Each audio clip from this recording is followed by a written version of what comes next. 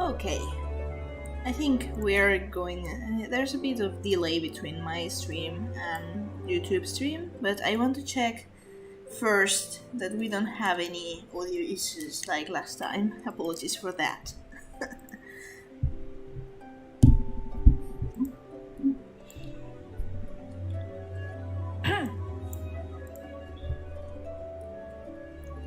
Okay, I think we're going.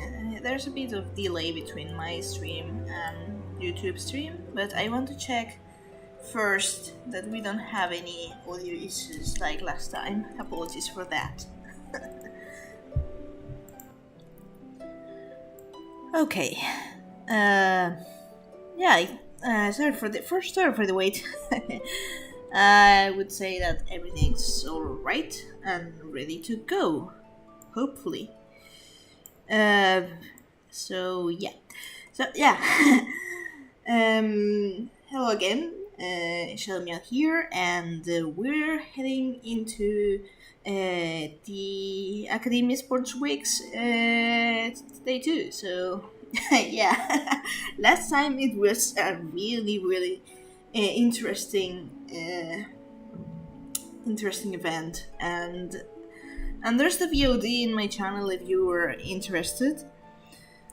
So I mean, there's the problem with the audio. I apologize for that. I didn't realize that, it would be that stupid echoing thing. But, yeah, such is life. I'm far from being like, I mean, there's the problem with the audio. I'm far from being, sorry, that was probably me checking something. With the reverb and stuff. But anyways, there's a lot of things that I want to comment on in regards to what I've seen people talk about the events and stuff. And I want to give my 2 cents on that, but I'm not going to do it right now. I'm going to do it as the event happens, and if not prompted, then I will give my insights. So without further ado, let's head into it. I think it's better that way, so I don't spend an eternity and a half rambling on my opinions and insights and all that stuff. I guess it's inevitable, but yeah.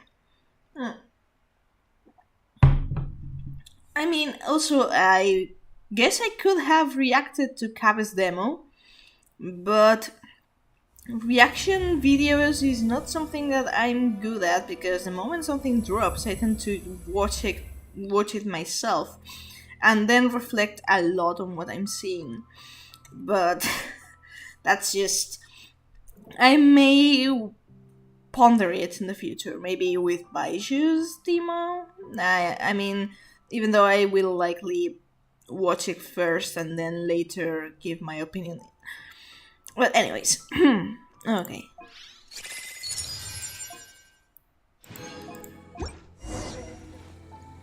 Let's see.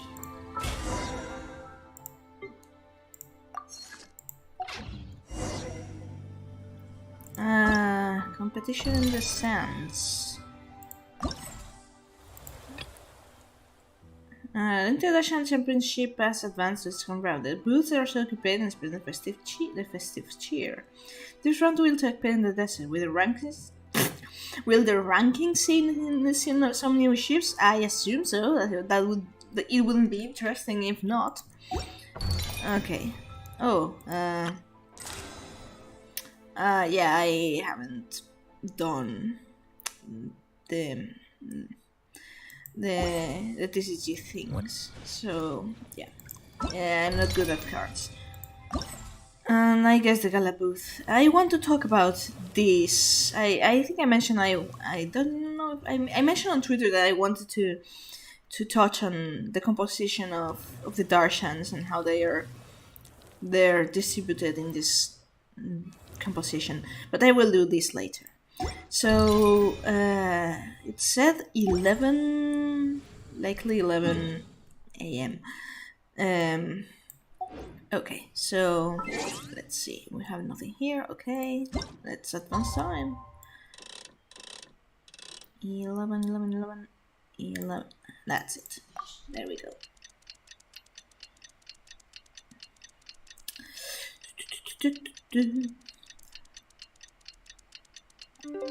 I really do hope that the audio doesn't. There have been many poorly written applications lately. Oh, I guess I'll just have to reject them all. oh great. Going out on a rainy day is the worst. It's definitely. It's just a natural phenomenon, so there's nothing to be afraid of. Unless you're beneath a tree. It's one of my favorite lines from Alhaitham. That combination is great. Going on a rainy day is the worst, and it's like, yeah, it's absolutely the worst. And then thunder strikes, and it's like, yeah, you don't really have anything to be worried about unless you're beneath a tree. And then you think that he's Sumerian, and they basically live all of them beneath a giant tree, and it's like, so basically you're saying me that whenever there's a storm, there's the entire Sumeru city population or rainforest population is freaking out. Cool. Anyways, so it's at our village. Okay. Let's see.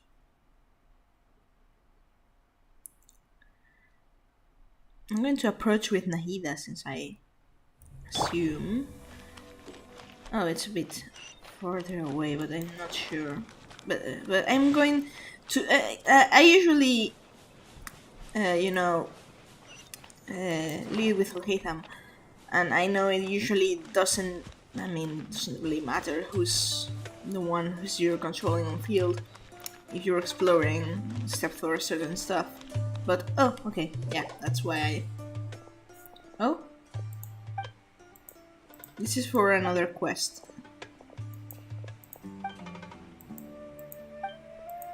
Sorry. Uh.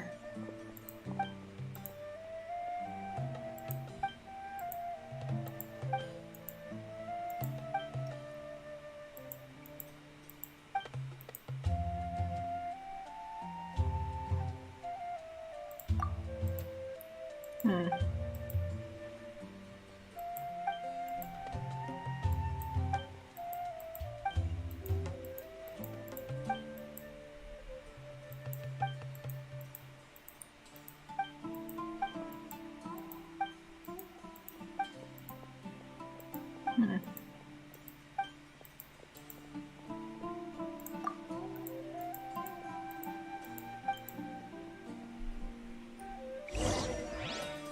Nah, I will save this for later. I didn't expect to. I mean, sometimes I start quests and then I forget I was doing the quests. So, yeah, apologies for that. There's Alhaitham Nilu. Okay. So I assume everyone's going to be gathering around. Hey!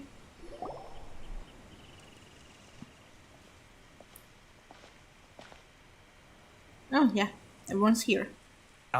Is it me, or are the bags under your eyes even darker than during the last round? Are you all right? Oh, Lila! Thanks for the concern, Kaveh. I just haven't been sleeping well lately. More so as of never, but that's fine, Lila. Even though I try to fall asleep, I can't get the championship out of my head. And before I know it, it's morning again. Relatable. I know the feeling.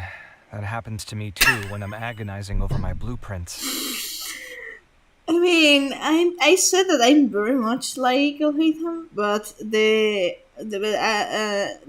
like I said, I'm an odd artist in that I'm quite pragmatic, but I am an artist and I have experienced this. So yeah, relatable. Both of them, both in university and both with inspiration and stuff. So yeah, Do you have any tips for dealing with that? please, Kabe, don't tell her sorrow. Don't tell to drown her sorrows with alcohol. To be honest with you, no. You could say there are many things that don't have a quick fix and can only be endured. Thank you. That was a nice answer. I suppose you can think of it as something akin to an illness. Sometimes there's no effective cure, so you just have to let things run their course. Fair. I don't know what's stressing you out, but I can feel all the anxiety and pressure coming from you. Yeah. The next round's about to start, so chin up and do your best. Yeah, because he's an empath. That's his whole deal, actually. Oh, okay. You do your best too. Looks like everyone's here. I will now explain the second round to you all. Okay. Go on. There are 3 ley line disruptors buried in the area around Aru village. These devices can imitate the effects of ley line disruption and will constantly interfere with the environment. Your goal is to shut them down. Fair. The first 3 who manage to finish this task will be awarded 4, 3, and 2 points accordingly.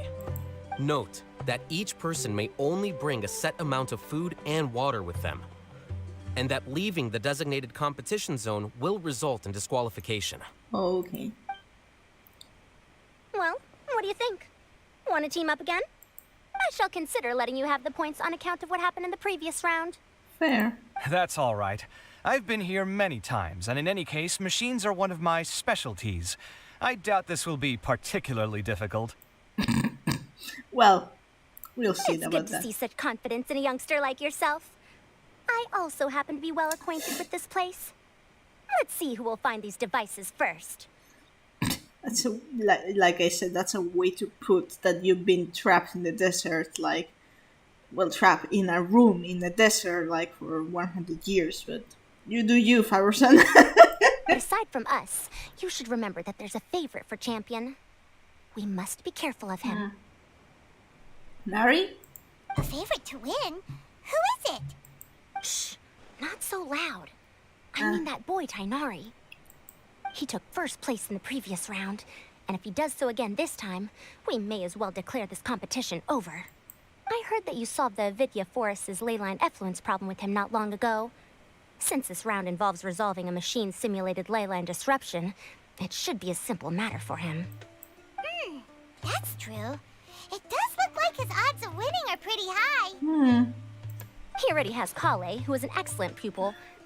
If he were to win this round as well, then wouldn't we just be letting him have all the fun? As his senior, it's my solemn duty to prevent such an inequitable arrangement from happening. I'm off.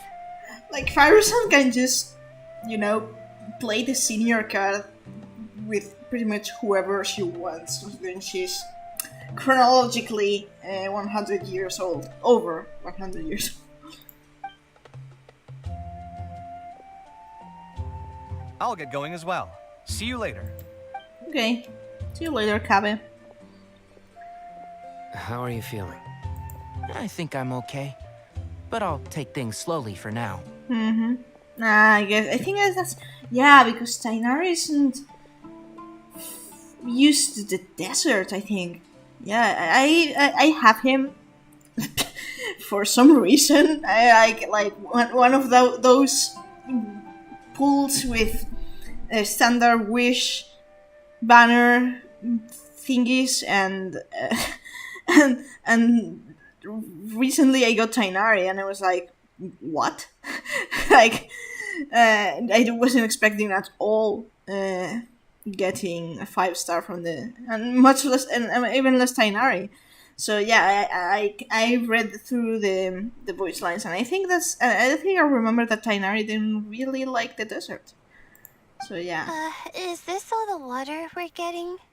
Sorry, that's what the rules say. Hmm. While this round seems to be about how quickly you can shut down the devices, it's also testing your ability to survive in tough conditions. Hmm. I knew it'd be harder than I had expected. But like that, you could just fall asleep and let your superpowers, Super Saiyan side, take over you. But I guess maybe that counts as you not wanting to cheat. But fair. So we'll either need to find the devices as quickly as possible, or we'll have to save our energy and wait for an opportunity. Okay, I'll head out shortly. Thanks a lot, Nilu. You're welcome. Please take care of yourself. Well, there goes everybody. Okay. So, who should we visit this time? Let Paimon think. Oh, right! Didn't Faro-san say that Tainari's the favorite to win? Let's go look for him first. Okay, fine. Beginnings and endings.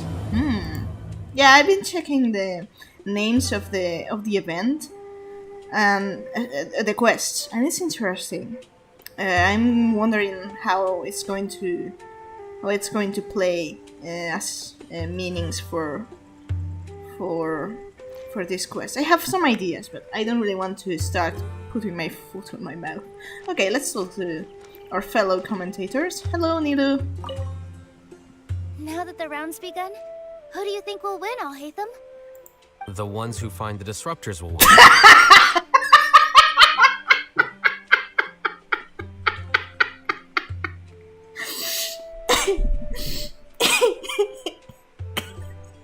Like,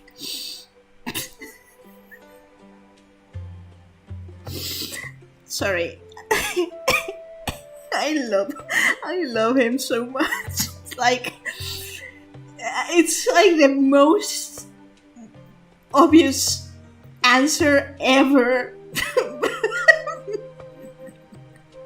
But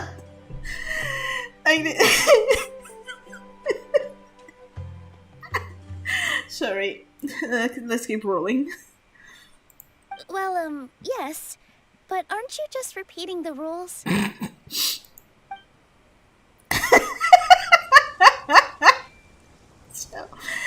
So I'm laughing because it happens that I'm writing something that actually touches a bit upon that. In that, the thing with there's one thing because if you realize the conversation, this is just a very simple thing, but I want to comment on that because Nilu asked for his opinion. Basically, it's basically something personal. Who do you think is going to win? And Al-Haytham is not one to answer as of what he feels like or he wants to. Al-Haytham replies with a neutral statement of fact. That's how basically Al-Haytham works. And like if you can see this here and there in interactions with him, that Al-Haytham really doesn't talk about his feelings on the matter.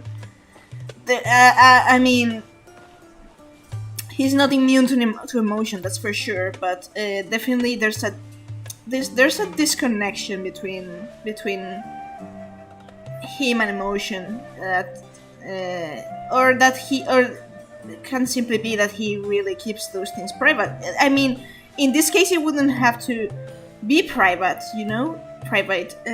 He's not like revealing anything mind-blowing, but all those things very, very heavily imply that Al-Haytham is not one. It's not used at all to share emotions. Not saying that he doesn't have emotions, but one thing is having emotions, and quite another is expressing or sharing or being in touch with your own emotions. As when it comes to to a question or a situation. That's very different. That's very different things. And Alhaitham operates on rationality, so yeah, that's a nice moment. Let's see what I can get I see from. everything. I'm not sweating too much, am I? It'd be so embarrassing if that was caught on camera. You're fine, Nilu. You can always say that's just your hydrovision of your. Okay, that's fine. Hey, The weather today might affect this round. Alhaitham is just. Yeah.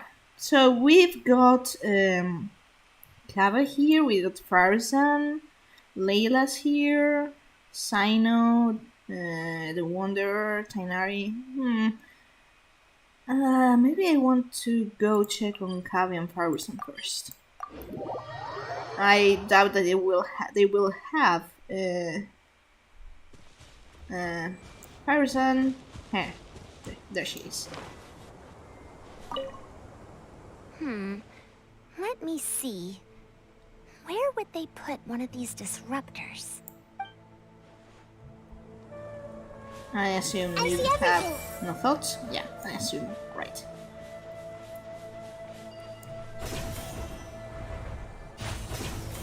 So Kabe should be around here.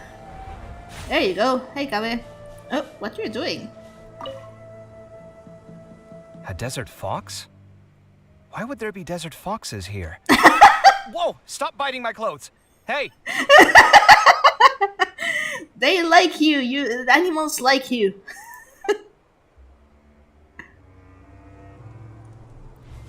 Oh. hey, Yeah, I assume, right. So yeah, animals like Kabe. Makes sense. I mean, makes sense because he's an empath. So, Sino's over here. Okay.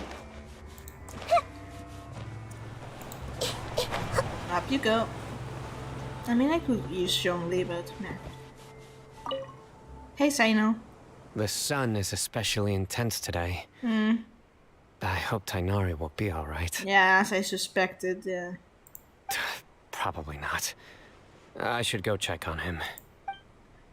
Fair, yeah, because Nari is not used to the desert. Yeah, I actually should check to be sure. So where's the Wonder Hat guy? I'm assuming. Where are you, mate? Lower? Really? Let's see.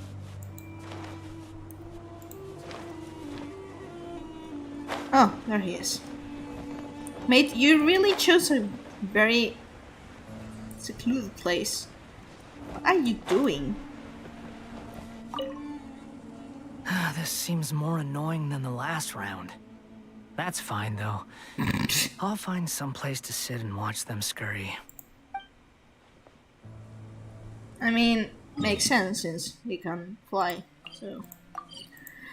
I mean, yeah. I kind of want to pull the next time Scar Eyes on Valor, but thing is that right now I don't really have much use for animal characters. I do have Kazuha, but I barely use him. I did use him when I didn't have any Dendro characters. But right now, Animal is not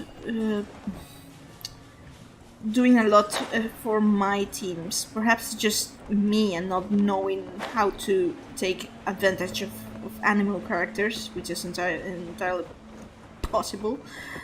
But I feel more on my element, no pun intended, with Dendro characters. So, yeah, anyway. Hey, Layla. I feel a little faint. Oh. If she's going to go off and sleep, that's going to be pure comedy. Let's see. Nari, where are you?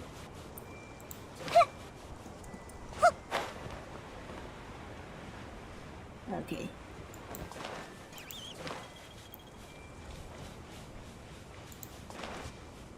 Ah.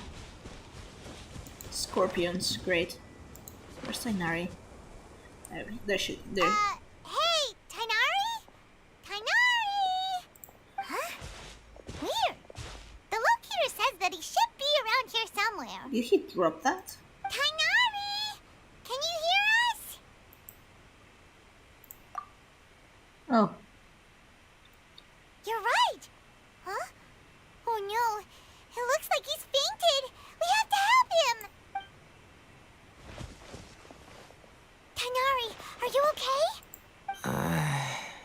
It's so hot. Yeah, yeah. Oh, so you passed out because of the heat. Are you not used to getting around in the desert? That's right. I usually bring lots of water when I go to the desert, precisely to avoid this situation. I went through all my water very quickly, and with the effects of the disturbed ley lines, I started feeling dizzy. My ancestors, the Volukashuna, were originally from the desert. But I guess this is what happens when a species migrates. They become intolerant of their original environment. This isn't the time for a history lesson. Let's get you some water. I appreciate the lore, Paimon. Shut up. Humans, such fragile beings. Your bodies can't even survive extreme changes in the environment. Scara. Okay. Here, take this. Let him drink it. Oh. That's so cute.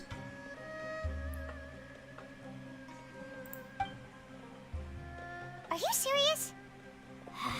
This had better be just normal water. Hey! You're leaving already? Please.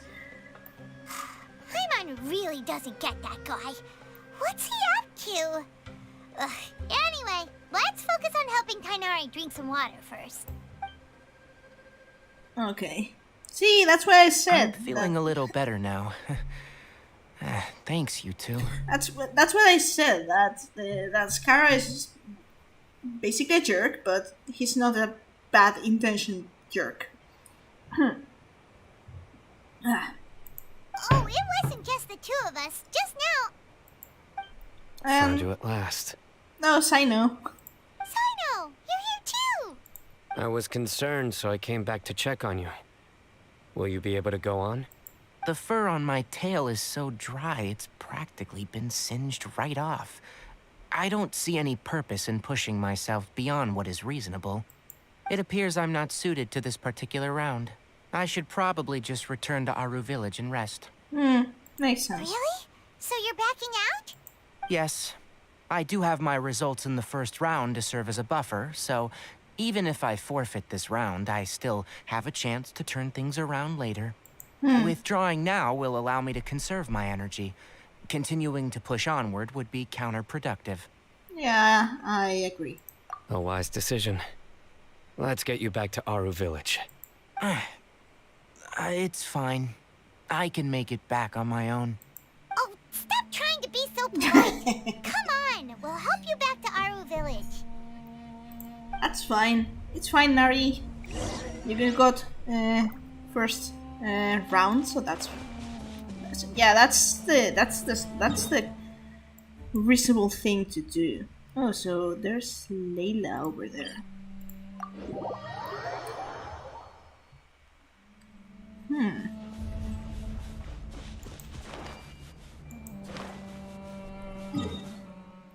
What's she doing? Is she finally going to go super powered? Side? Oh, I hate when this happens.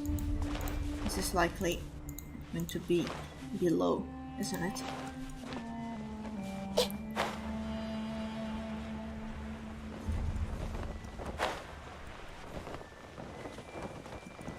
Okay, let's see.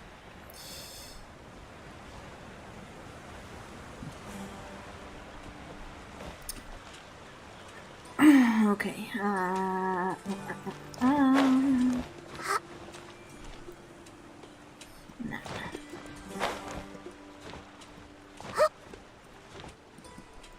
Okay. And from here. No.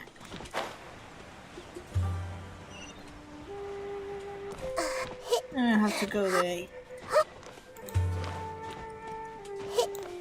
usual hiking mode. Okay, so I guess Lila, yeah, that should be where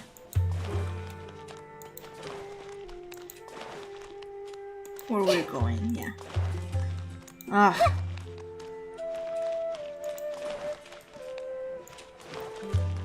I think I took a really long turn, but it's fine. Oh, there's a side How thing are you there. feeling now, Tainari? Do you want to rest some more? There's some shade here, so we can stop for a while. All right, let's do that.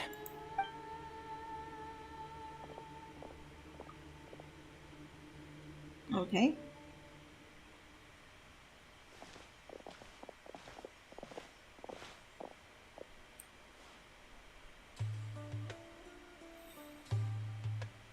Oh. Oh, Sino and Tainari. And you've got the Traveler and Paimon with you. Oh, hey, Layla! Hey. Yeah, the sun was too strong, so I decided to take cover here for a while. What about you? Are you all done already? Unfortunately not.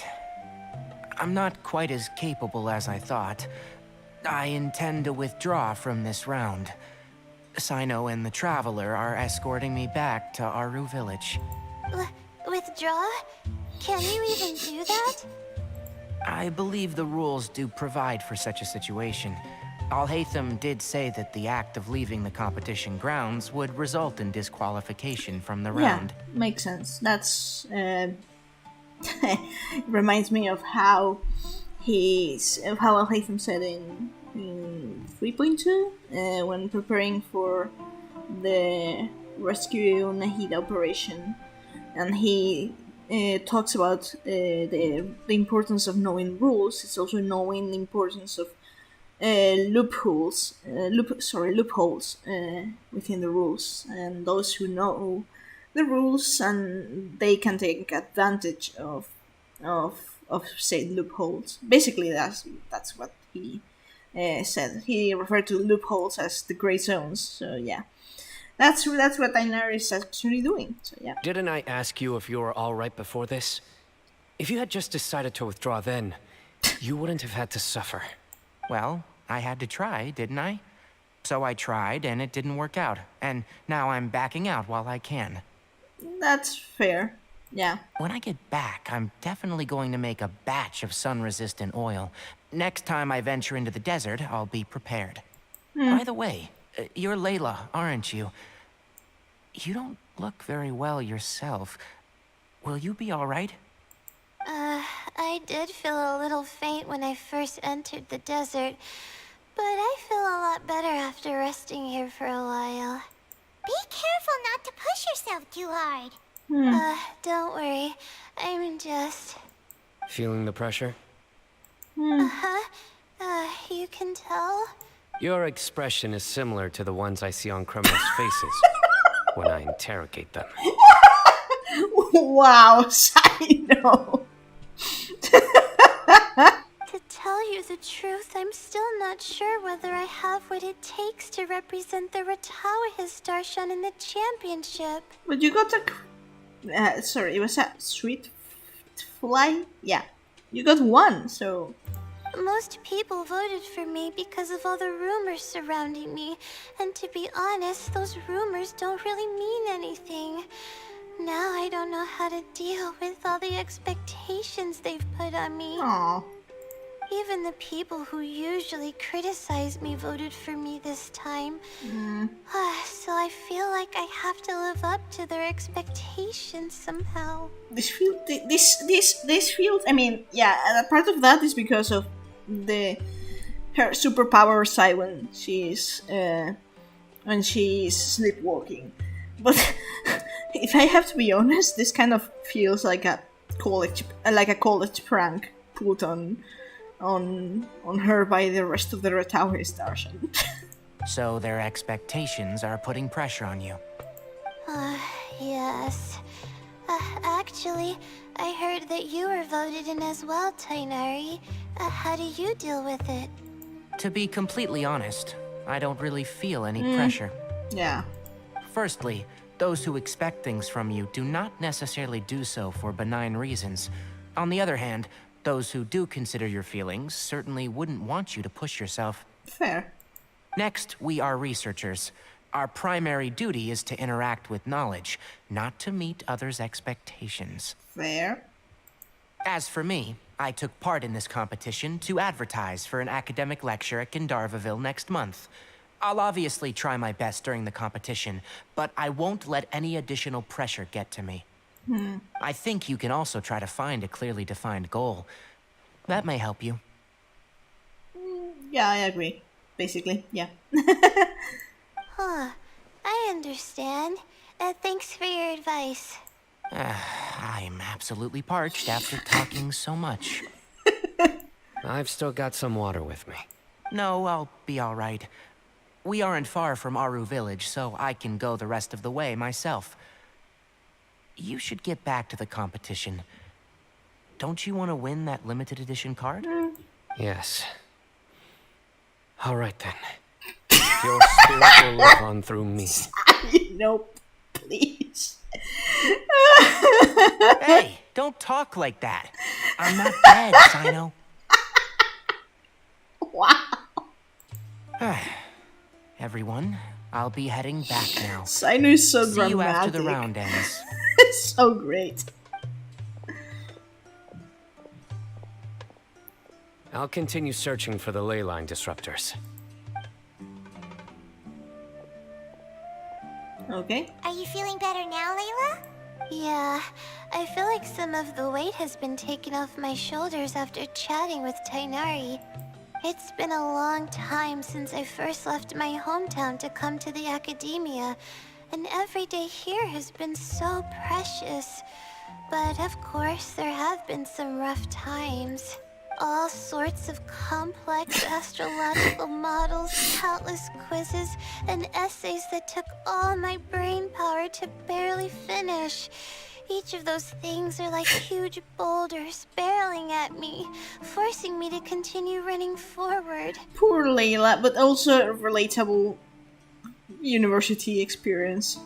When I was chosen as my Darshan's representative, it felt like another boulder was added to the ones already rolling behind me.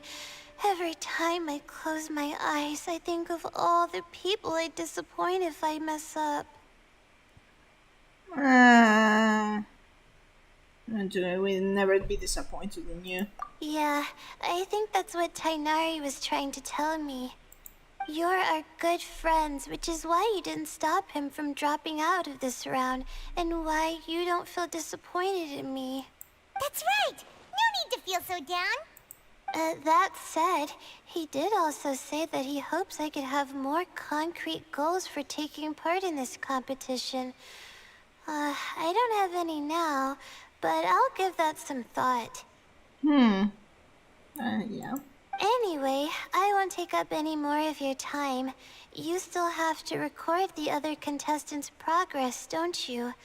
Perhaps they've had some breakthroughs while we've been chatting. True. We should go look for the others. Now, who's left? Tainari's dropped out for the round, and we just saw Sino. You could go see how Madame Farozan's doing. I've heard that she's quite knowledgeable about the desert, so she's probably made some progress by now. Okay, let's go look for Farozan. Okay. I see everything. Yeah. I wonder though if I can go check on Nari. And the rest.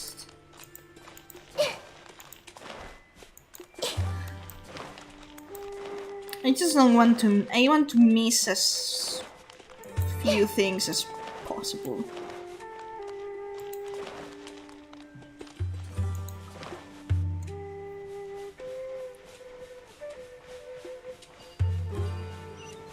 Let's see. Ah. Maybe I can chat with Haytham Neil. I didn't expect Tainari to drop out. Being able to acknowledge one's own weaknesses is a rare quality. That's a short interaction. That's really, yeah. Hey, not sweating too much, Emily. Oh, it'd be so embarrassing if that was caught on camera. Yeah, I appreciate that it made the trek back.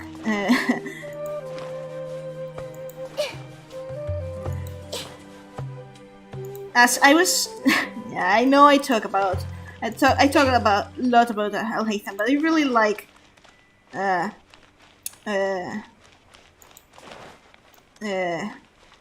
this line because it's pretty much like, you know, if you play his story quest, there's this thing about Don't worry, I'll be fine. okay. There's this thing about him mentioning that he's never put himself on a pedestal, which is true. When Siraj accuses him of being arrogant, and that's probably the least appropriate adjective you can use for Haytham, because he's not arrogant. He's just stating a fact, and sometimes. So,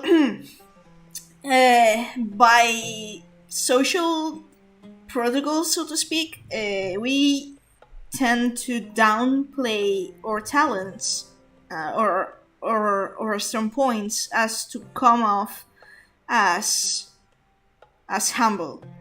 But that's why there's the term of fake modesty. We're kind of encouraged to be humble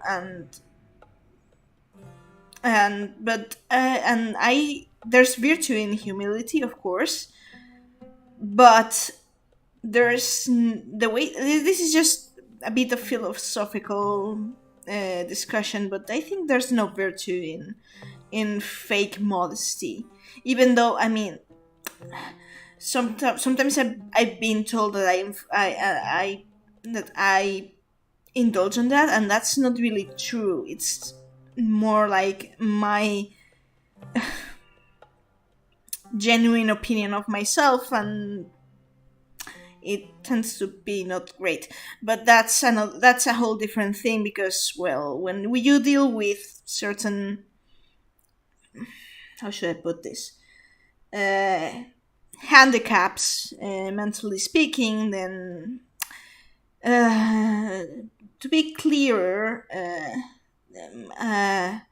my depression is, for example, it's not usual depression, but it's still there, and sometimes it does manifest. And my late father had a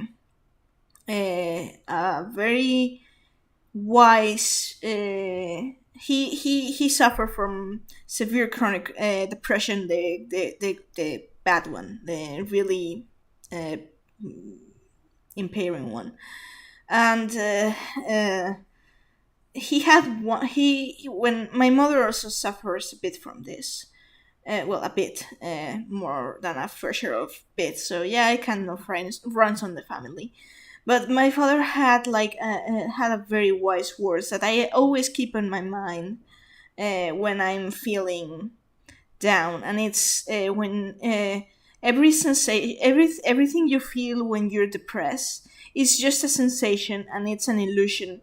It's not the way you're perceiving that. You're perceiving that because you're in this state. And as such, when you're in the middle of a depressive episode, you must never make any choices, any decision. it's going to be colored through the filter of depression. And that's something I really take to heart, because it's true. And he actually referred to that as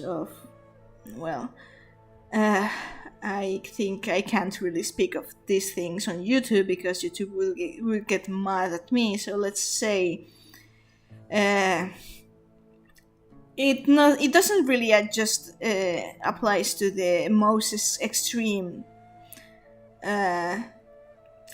choices, such as, unaliving yourself, but in everything, like when you're depressed and you think, I can do this or I can do that, but and I should do this or I should do that, and yeah, when you're in one of those episodes, you should not decide about anything. You just have to let it pass, or let others hear others' advice, even though, again, depression is like a filter, and everything you hear, everything you feel is going to go through this filter and is going to color your interpretation of it. So maybe someone's trying to help you, and this filter makes you think that they're pressuring you, and yeah, it's a complicated thing. And I actually don't know why I went into this trade. I think it was something about. I started talking about hate, and I ended up talking about depression. Great. So yeah. Oh yeah, I think it was because we were talking for fake modesty, and I don't really know how it deranged from that. I don't. Yeah. Sorry. Apologies for the ramble. Consider my father's words like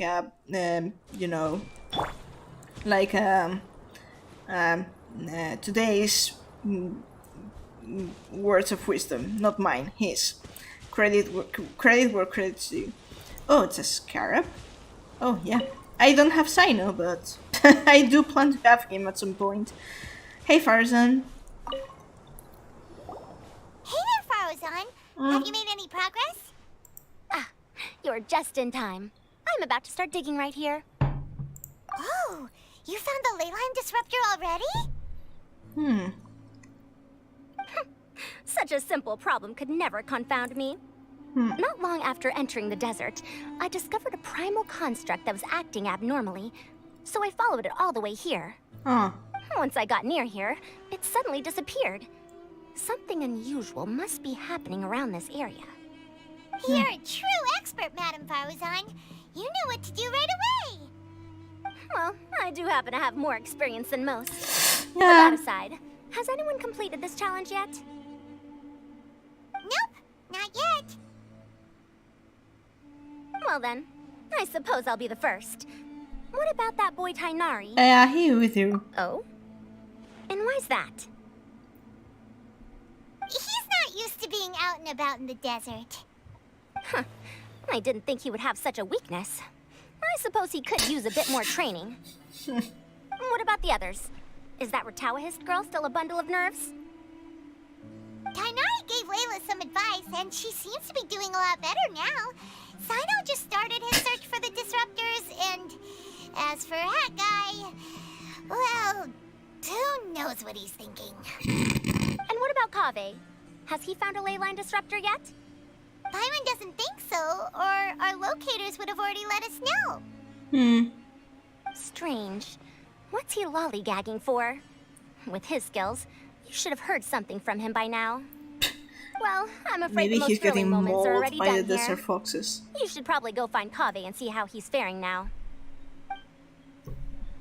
Fair enough. A process of elimination. That was something I didn't mean to do. There goes my burst. F. No, it's another scarab. Maybe I could kill some.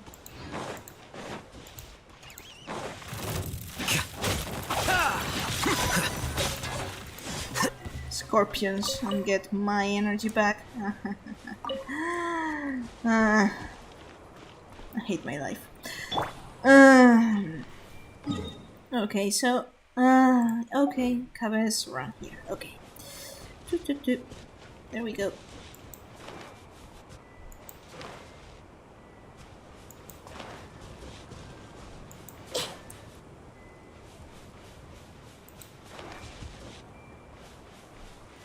What?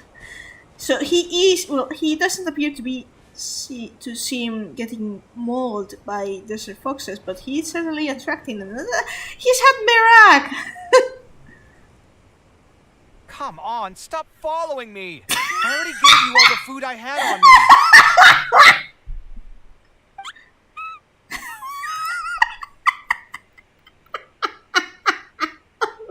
Oh, Cabin, you're too sweet. He's been feeding the animals.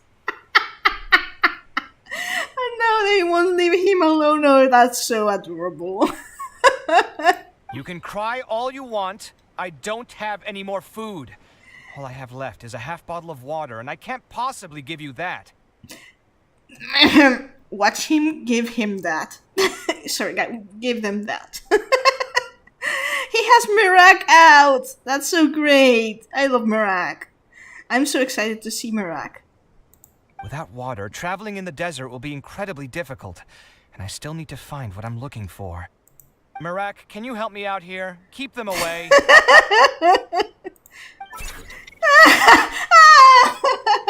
It speaks! Well, more or less. But the eye is so cute. To be honest, with Baiju and Kabe's banner, I'm not sure if I can't tell if I'm going to pull for Baiju and Kabe or if I'm pulling for Changshan and Merak. It's so cute that they both come with friends. Kabe, there you are! Hey. Farozan told us to come see how you're doing. What are you up to? Just thinking about it makes me upset. Not long after I entered the desert, I was accosted by these fellows. I don't know why, but they didn't leave the competition grounds. And now the ley line disruptions have left them confused and circling around the area. The moment they saw me, they wouldn't leave me alone. They even cheated me out of my limited food supply. Oh.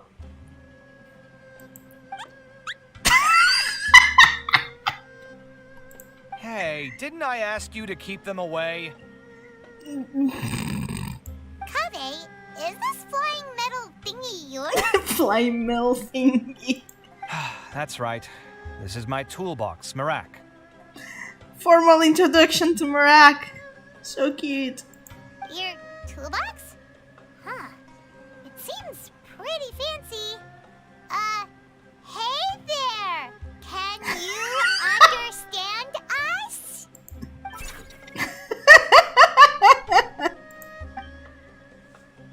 Why is it here with you? Sometimes I need to carry things when I go out, so it's handy to have a portable toolbox. Well, this definitely doesn't look like an ordinary toolbox, that's for sure. It's a long story. When I was working in the desert, I ran into a merchant group who had a machine core they excavated from some tomb. Merak lore. That's great. Color me interested. So it's so basically Kabe didn't build Merak's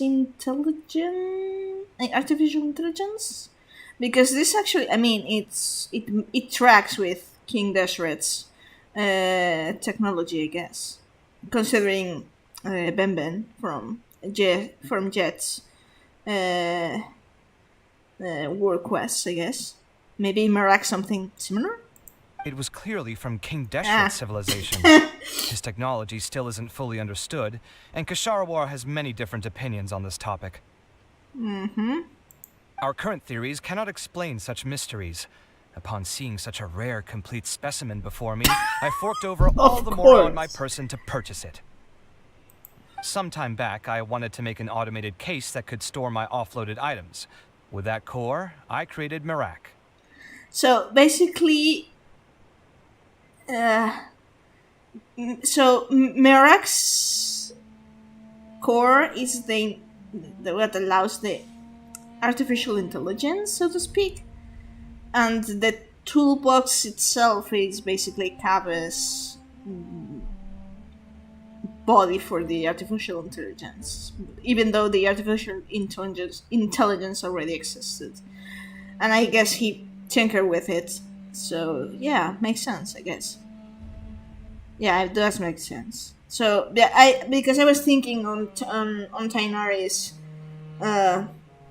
story quest in that Spantamat in particular, and there's the Academy. I think one of the Akademiya's cardinal scenes has to do with um, life and death or organisms and stuff, and it would be and creating something like Merak, like from scratch, would be kind of illegal, I guess. But if it comes from, if it already existed and all Kabe did was to basically give it the body of the toolbox, then maybe that's a loophole on the rules. I mean, it's possible. It can't understand commands that are too complex, but it can serve as my assistant and help me with things like mapping and surveying. Uh-huh. Most importantly, it can't talk. It can't give me an attitude.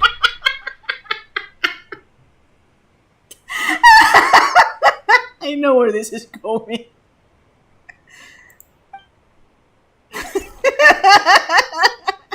Oh, you made Merak sad. How dare you, Kabe? Treat your child with more gentleness.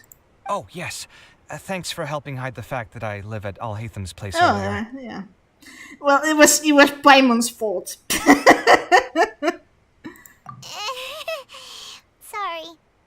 I hope this season of my life ends soon, so I can get things back on track. Things just started going downhill at some point. Maybe it all started when my mom remarried and left for Fontaine. Or maybe it all started when I spoke to Alhatham in the library.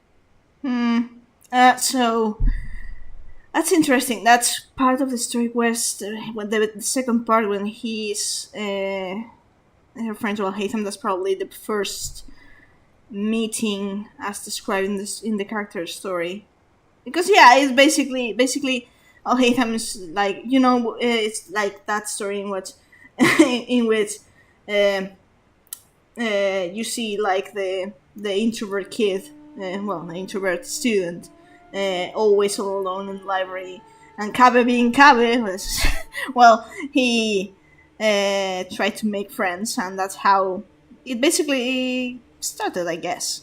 That's what I remember from the character story, even though it's not out yet. But yeah, I mean, he's mentioned here, so I can't. I can elaborate a bit. Or maybe it's because constructing the Palace of Alcazarzaray burned through my funds. I'm still paying off the debt from that one. Don't. When's this going to end?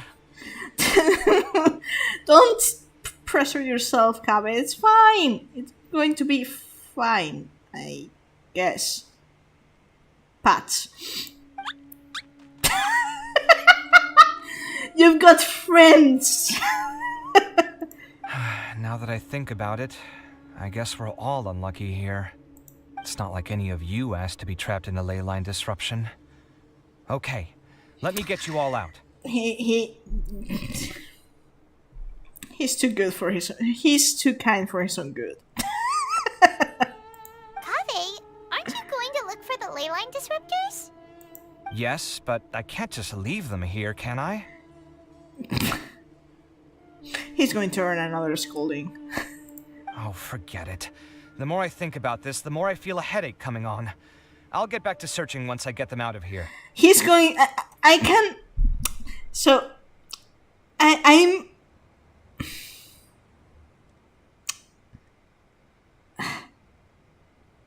So, here's the thing. I can see... This is just my speculation, but like before they mentioned that if you... One of the rules is that if you leave the the grounds, it counts as this as a out of the competition. I'm thinking that Kabe, just out of his innate kindness, he's going to accidentally or not step out of the grounds, and he's going to disqualify himself, and that's going to earn him yet another scolding from Al-Haytham, who's not going to concede an inch, because I've seen people saying that Al-Haytham was being overly, needlessly cruel last round when the luck and not budging. And I also seen people saying that Al-Haytham doesn't want Kabe out of his house, which is absurd. But you know what? When you see things through certain lenses, anyways.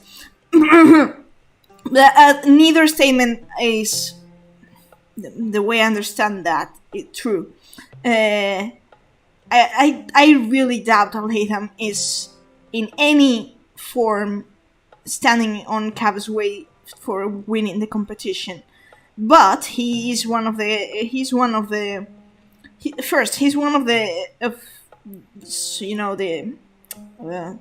I was going to say arbiter, referee, whatever. He has to, he is the one basically in charge of the rules, and we know that Al-Haytham takes the rules seriously, and basically, but Kabe can't expect that. I mean, if this were any other person he's closer to, perhaps they may, or basically any other person, I guess, perhaps they may have been less strict than Haytham when dealing with Faris and his points. But this is Haytham's we're talking about, and his stance on rules is basically they exist for a reason, and if you can find for yourself how to not be fooled by not to overstep the rules, or it's basically you have to be more clever than the rules if you want to bypass them. And Kabe is definitely not cunning enough. Not derogatory. Cunning is a different thing from intelligence. It's basically how to use your intelligence in a way that benefits you. Al-Haytham definitely knows how to do it, but Kabe is not so much, because he's so he's such an empath, and he's driven by emotion instead of pure logic, and that leads to him being very gullible. So that's not cunning at all. So yeah, that's the problem. And Kabe is going to be screwed up by rules left and right, because the world is not going to. The world and the rules are not going to mold to Kabe's convenience. So if you really want to bypass the rules, you have to soar above them, not expecting that the world is going to change just because you're in a pinch, you know. And I think that was exactly what Haytham was trying to drive, in his very blunt way, of course, because that's how Al-Haytham is. But and I don't think at all that Al-Haytham is standing in Kabe's way for getting for fulfilling his dreams. But instead, he's more like you. If you want to, if you know how Kabe went to. Ended up roommating with Al-Haytham. It was basically Al-Haytham offering him a place to stay in his lowest moment, and after a very rough series of bad luck and bad decisions that Cabe made. So in a sense, like I said, he's basically acting as his therapist. So this is kind of equivalent of your therapist saying, okay, let's see if you're capable of standing up on your own and not drag anyone into your problems. And so far, it hasn't really worked well because he it's basically trying to teach Kabe to be like he told Neil actually in the in the in the in the in the in the previous day when Neil said, "You sound so decisive." And the correct word would be assertive, and that's basically Al Haytham's whole thing, being assertive as standing up on his own and not needing anyone else, even though he does sometimes need other people, like in the Archon quest, but that's a different story. But that was like a joint operation, not a daily life thing. And Al-Haytham is really, really assertive and very independent in his daily life, which can't be said about Kabe, of course. So basically, that's the whole thing is like, I'm not sure if Al-Haytham is doing this deliberately. It can possibly be. I can't. I mean, it's not a stretch to think that he knows that Kabe wants to. He knows Kabe's motivations for wanting to win the championship. Of course, I guess like when you're roommating, when you're going to make like one of these big decisions, that like telling your landlord or telling someone, hey, I'm going to move out and I would want to move out, and then in fact it's actually courtesy to tell them, because then that way they can plan if they want to how they're going to address the new, maybe admitting new roommates. Maybe, I mean, this is not the case with Haytham, of course, because he's a loner and roommating was basically a very extraordinary thing, but yeah, I mean, it would be basic courtesy to tell. Even though with these two, you can never know if they observe basic courtesy, But that would be. I mean, I don't think Al-Haytham doesn't know, and that's basic. And I think he's basically running. He's roped into that, and I assume that he's just making sure that, I'm not going to, best make sure that Kabe is actually ready for this, and I don't have to pick him up again from the ditches, because that would be bad for everyone. I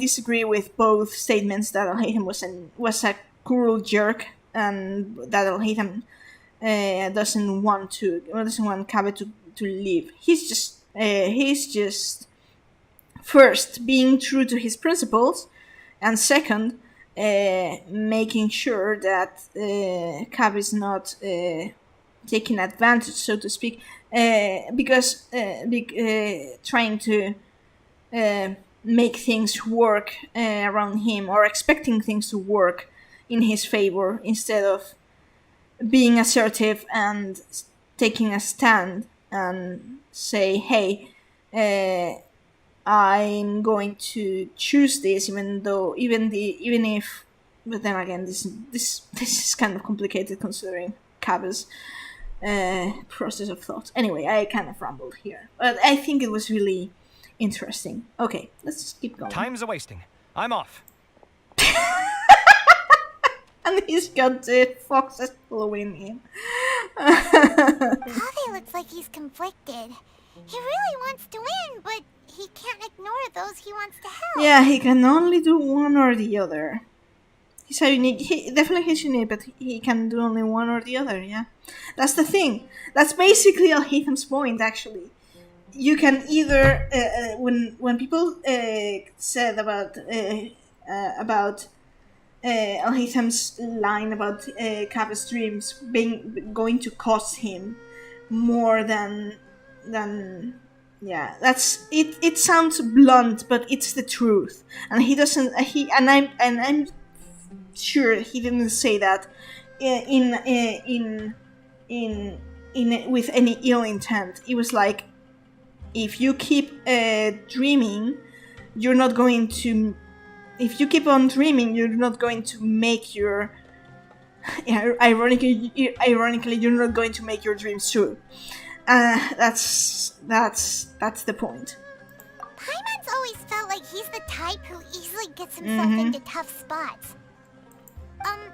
Paimon doesn't mean this in an insulting way, but he seems like the kind of guy who'd be really easy to take advantage of. The truth. You're such. I mean, it's the truth. Yeah, there's no this. That's not a lie at all. You're such a crew with the truth. Whoa! Someone's done already! Oh, that was quick. I wonder who it is. Paimon also wants to know. Let's go back and ask Alhaitham. Okay.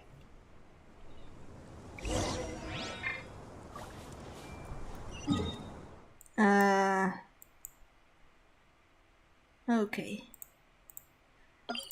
I knew I would go into a ramble again, but yeah. I love, if it's not evident enough, I love studying and analyzing characters. Especially those that everyone misunderstands. I have a knack for oh, Sino, of course it would be Sino. He really wants that card. Verification complete. Congratulations on being this round's first winner, Sino. Ooh, so Sino was the quickest. I am from Spontamod, after all. True. We know Fair. a lot about ley lines, so finding a disruptor was never going to be particularly difficult for me. Since the Traveler and Paimon also happen to be here, do you have anything you want to say? What are the odds he mentioned something about the card? I mean, maybe it could be about Nari, or something, but I'm kind of expecting him to make a dramatic declaration of, I love Genius Invocation TCG, I want that card. Anything I want to say? Yeah, Nari. My fair. friend couldn't continue on, so failure was never an option. So Nari, but being dramatic, fair. I can let's call that a 50-50. The bonds of yesterday will forge the road to tomorrow. With the ties of friendship that bind us, I won't lose to anyone. I love you, Sino. That's a line from King of Invocations, one of my favorite works, and it sums up my thoughts right now. Nilu is like, oh, that's so great, and Alhaitham's just like, I don't really know yet what. With Alhaitham, it's difficult to say. He's like, yeah, you do you. To be fair, that's very Alhaitham like. You do you. that's just your, King of Invocation. Isn't this one of Miko's light novels? I don't know. It might be a good thing that Tainari isn't here for us to give Sino a good smack right about now. True. That's so Sino. Oh, wow. It's already so late. Everyone's probably running low on food and water. It'll only get harder from here on out. Something similar happened in King of Invocation. What a classic. Sino's here fanboying over the... that's great. Any thoughts on that, Alhaitham? I have no thoughts regarding King of Invocations.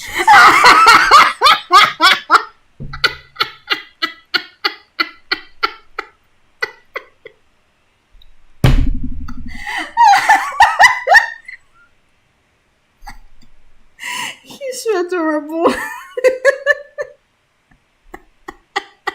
I can't say if this is sarcasm or just him being awkward. Like, yeah, yeah, you do you, but I'm not familiar with this language, even though I'm from Harabatat. Miru obviously wasn't asking about that. Deserts are much more dangerous at night, so this competition should be nearing its end. At the moment, only Farazan, Layla, and Kaveh remain. I wonder who the next person to find a disruptor will be. Wait, only 3 people are left? Tainari forfeited, and Sino's already done. What about Hat Guy? He also forfeited not long ago. Oh, okay. Ugh, Paimon can't understand what he's thinking at all. He's not even trying. But I guess that he's not even interested in the championship. He's got another job to do. But, like Al-Haytham said, this round's almost over. Let's go see what the other contestants are doing. Okay.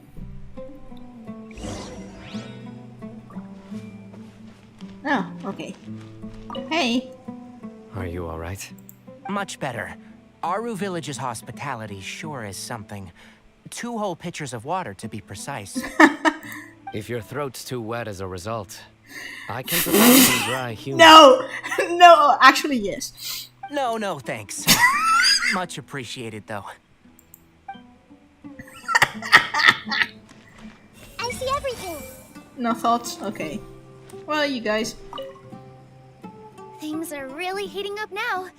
You can feel the contestants' passion too, can't you all hate them? Doubt that. Compared to the abstraction of human emotions, the desert heat is easier to intuit. Tainari made the right decision to forfeit.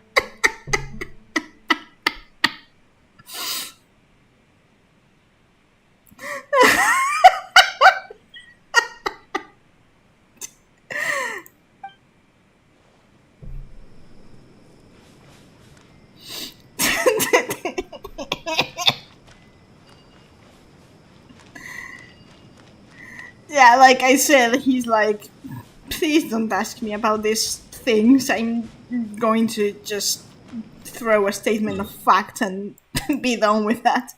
So if it's night, maybe that's going to make Layla's superpower side pop off. And that would be interesting. Oh, here she is. Oh, I saw a scarab. Oh. Hello again. You know, it suddenly occurred to me that you guys have had to do a lot of running around this time. Don't you find it tiring? It's not bad. Really? Wow. Well, if I don't know told where you. you get your strength from. The desert's getting colder now that night's falling, and the wind can really sting your face because of all the sand in it. Has anyone finished this round yet? Sino. Sino's already shut one down. Have you made any progress yet?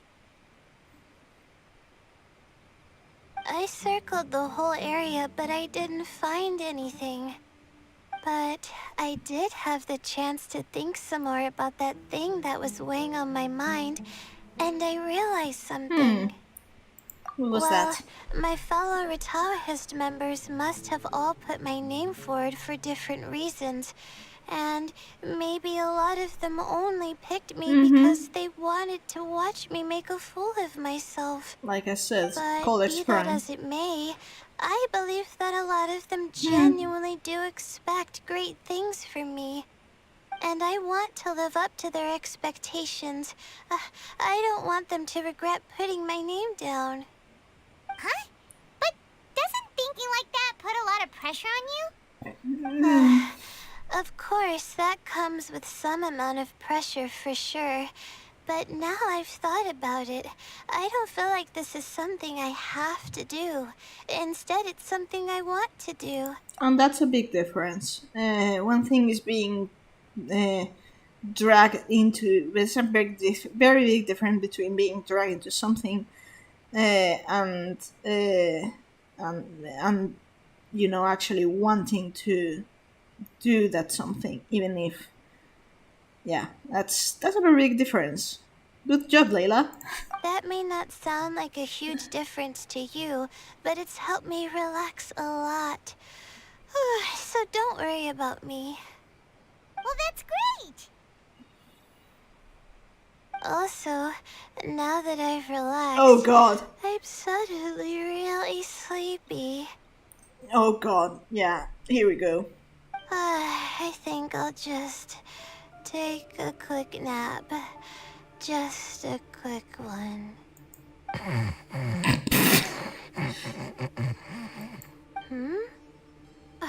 But the competition isn't over yet. Oh, Layla. She's really a bundle of nerves, isn't she? Wait, you're... Sleepwalking, Layla. Good to see you too. Whew, it's nice to be out. Feels like I've been cooped up inside for quite a while. Well, since I'm here, I guess I should help her finish this. What are we supposed to be doing here again? Finding a ley line disruptor, was it? Let me see. Looks like she's basically gathered all the information she needs.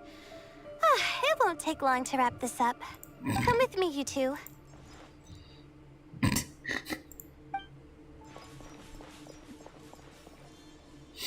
Do you ever get the feeling that the ley lines have a regular flow?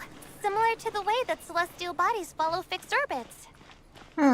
If we were looking down from on high, I wonder whether we'd find that the ley lines are just the reflections of the stars upon the Earth.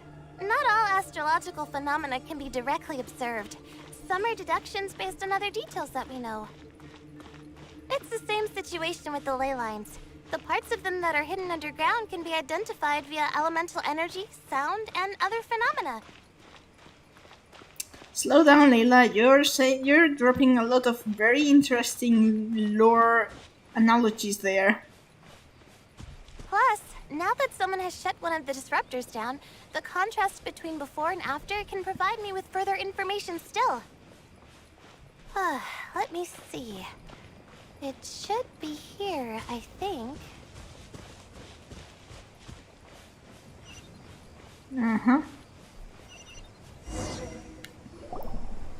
This should be it, right? I'll turn it off. That should restore the ley lines in the area to normal. Nice work! Again, I didn't do any of the real work. I'm just wrapping up. Fair. She'll probably wake up soon. No doubt she'll be a little disoriented at first, but once she's got her bearings, she'll go and report that she shut down this disruptor. Will you be staying here for a while? Or are you going to check on the other contestants? Oh, time to check our locator. Whoa, it looks like Kaveh and Farozan are headed towards the same place. Perhaps they're about to find the last disruptor. Also, speaking of Kaveh, he's an interesting one. Do tell. Why do you say that? Before the second round, he had a chat with the other me. He said that worries can be like illnesses. They don't always have a magic cure. Sometimes you just have to endure them as best you can until they run their course. But the way I see it, his situation is much worse than my other self's. She just hadn't found what she wanted to do at the moment, which is why she felt lost. Kaveh, meanwhile, knows what he wants to do. He's convinced that he has to win, and yet he still seems conflicted. Yeah. He doesn't have a second personality, but somehow he still seems that he's at odds with himself in some way. Yeah. Yeah. Let's leave it at that. I don't know exactly how to describe it. It's like he's smiling on the outside, but there's no joy inside. Only sorrow. Still, who knows? He must be more experienced than me. Maybe he's just better at dealing with it all than I am. Fair. But back to the topic of wrapping up. Shouldn't you be getting back to the action to record how everything plays out? Last one, then the round's over. Oh, true. Okay then, guess we'll be going now. We'll keep everything you said in mind. Okay. Kaveh and Faruzan were super confident at the start, but it turns out they're the last ones to find a disruptor. But between the two of them, who's going to get there first? Let's head over quick. Okay. Okay. Yeah, you can navigate, I guess. Yeah. Yeah, basically, like, they were confident, like, yeah, I'm familiar with the desert, we're from Charwar. Well, no, sorry. Kav is from Charwar. Faruzan is almost, she's a master machinist. So, yeah. So yeah, Should be around are you guys going to duel for the disruptor? Finally found it. Oh, Kaveh? Are you?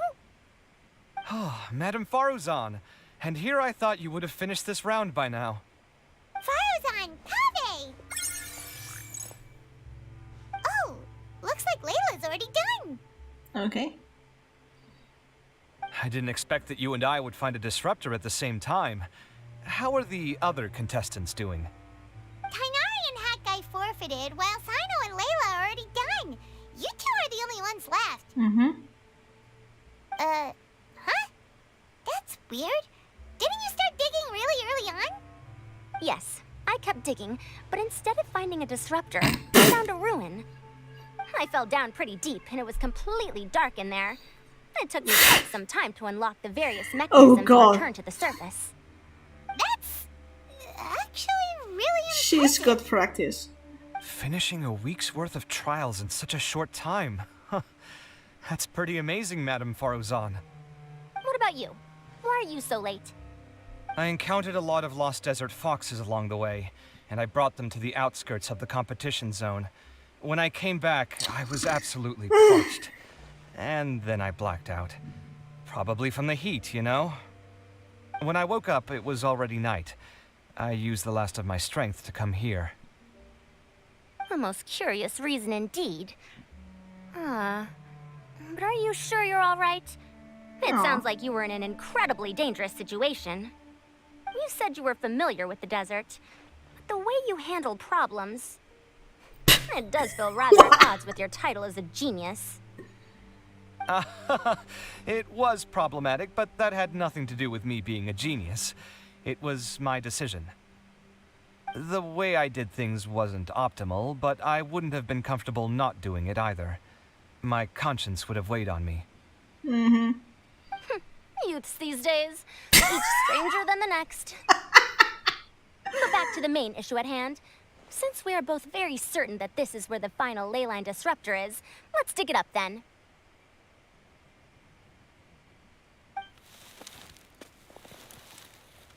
Okay. Well, this is indeed it. Of that there is no doubt. But how shall we count the score this time?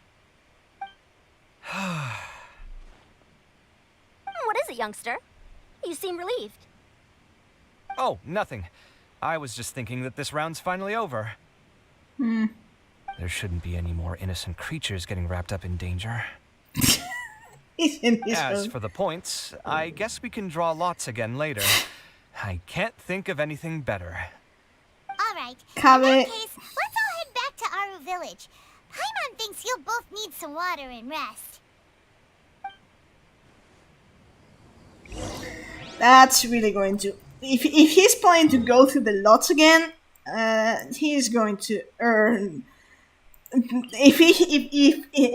mean, I wouldn't be surprised if Haytham just smacks him with the book. Like, you're just a complete fool. Why do you draw lots when you know that your luck is terrible?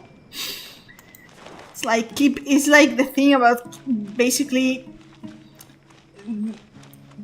tripping with the same stone over and over and over deliberately, even if you know how it's going to end. I can't. Yeah. Looks like the second round is over. I wonder who is faster, Kaveh or Madame Farazan? Huh? Where's Madame Farazan? She went to get water. She'll be back shortly. We basically arrived at the same time, so we'd like to draw lots again. You get caught up in some things so easily, like drawing lots. Told you! I'm not caught up in anything. Don't make it sound like I take pleasure in having bad luck. I mean, not really, but let's just... damn. I really wish I could speak more freely about Kappa's stories, character stories. Really? Then should I say that you have a curious affinity for drawing lots? I'll go get the box and slips of paper for the lots. Please wait a moment.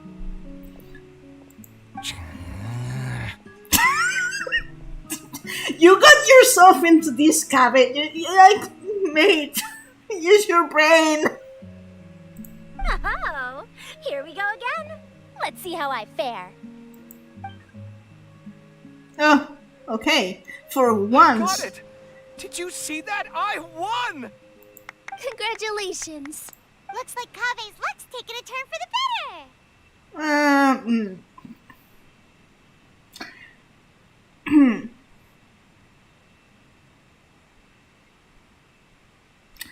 I'm not entirely sure. I feel like this could be...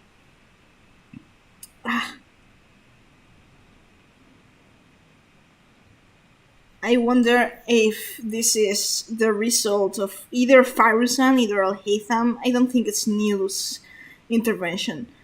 But it may be the intervention of Al-Haytham, either Al-Haytham, either Farusan. Because first time Farusan did so, I mean, I would believe this would be Al-Haytham. Somehow. Because he's like... but at the same time, I would go against his principles. And Farusan already got one, and she's really supportive of Kabe. So maybe she forfeited her own lot? Huh. I feel like, I mean, it could be entirely Kabe's luck, but being stated that he's not precisely the most fortunate guy in the world, I'm feeling inclined to believe that either Al-Haytham, either Farusan had something to do with this. I think. Oh, finally! After all this time! It looks like you've been rewarded for your tribulations in the desert. This round's points are yours. And with that, our second round is done. Sino, Layla, and Kaveh Huh. are our victorious contestants.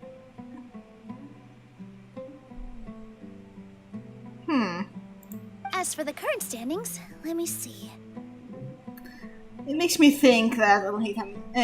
usually when you see Al-Haytham just... that's usually because he's realized something. Maybe I'm kind of inclined that this is Farusan's doing.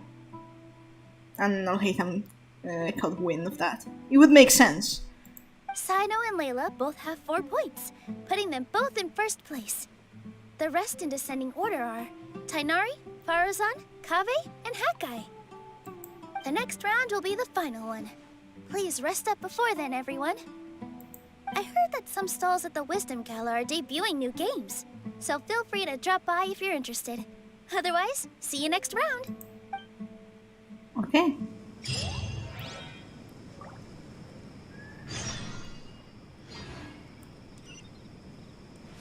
Okay, yeah, so that's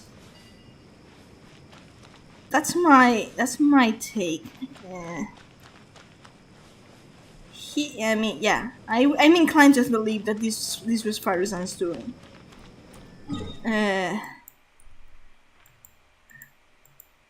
It's quite possible, considering that Al-Haytham seems surprised by the result, and he's probably realized something. I could be wrong, of course, and I could be misinterpreting this, and it was Al-Haytham actually do it. But Al-Haytham intervening in any way would go against his way of doing things, of his usual procedure when it comes to that. Yeah, that's that. I mean, let's say I'm 80% sure this was Faruzan. There's a 20% that may be Al-Haytham. But yeah, it's very interesting. How was this quest actually named? This was beginnings and endings.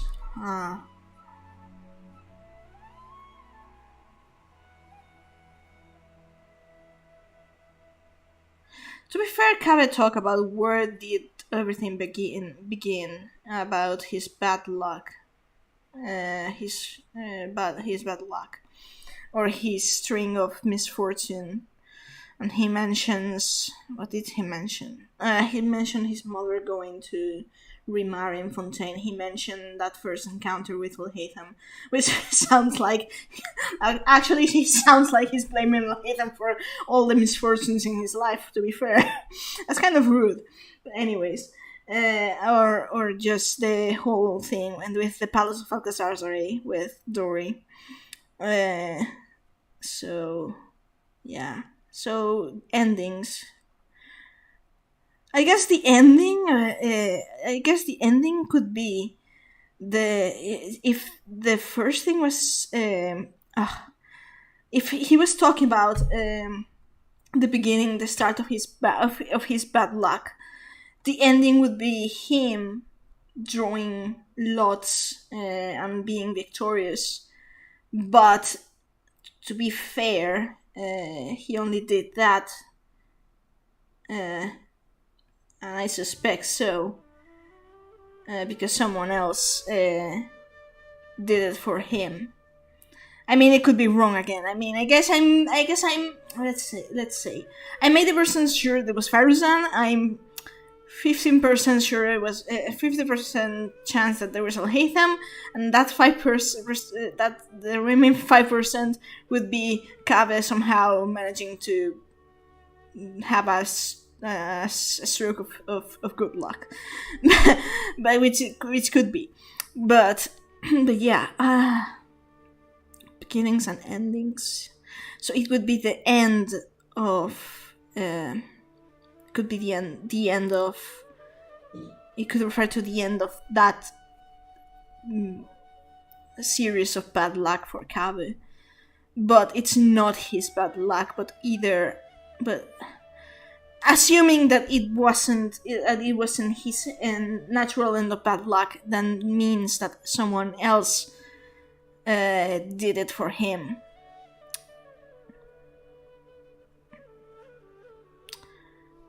Which, in a sense, Al-Haytham already did when he decided to give Kabe a chance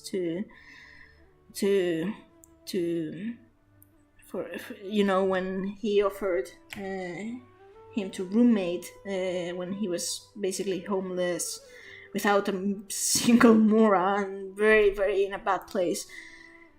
And that's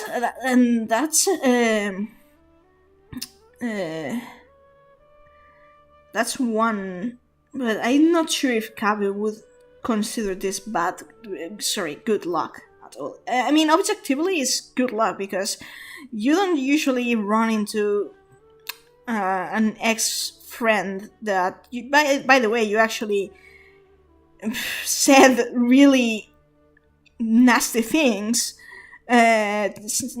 too, and expect said former friend to be willing, who is actually not fond of company at all, to sort of lend you a hand in his own way. So, but then again, Alhaitham, like he says, I don't keep track of favors, and that kind of goes without saying that he doesn't keep track of wrongs, and as his mentality is more or less this was then and this is now.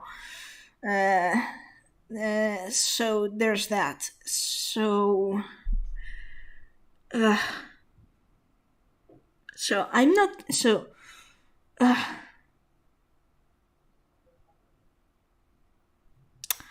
I'm not sure. I'm going to be bugged about this whole thing if it was Firezon's doing, which would make sense. But yeah, I'm expecting it. I'm expecting Firezon to be the one responsible. Then again, it's something that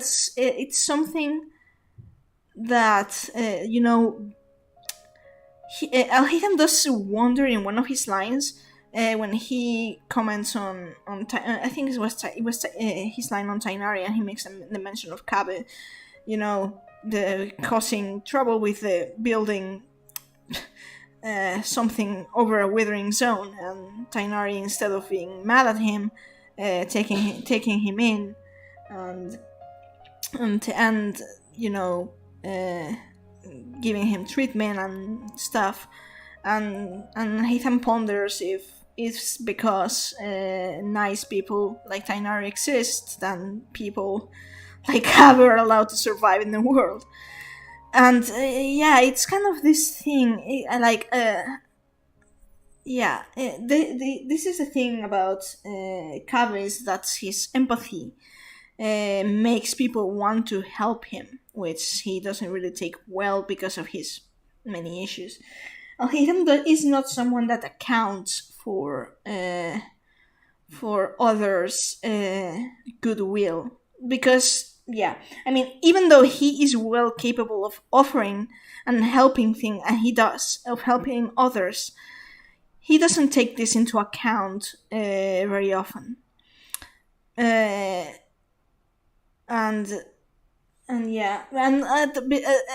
guess I would say one of the big reasons because Alhaitham is not used at all of having others lend him a hand in any other way, in any way or shape, because of, well, he does have a very I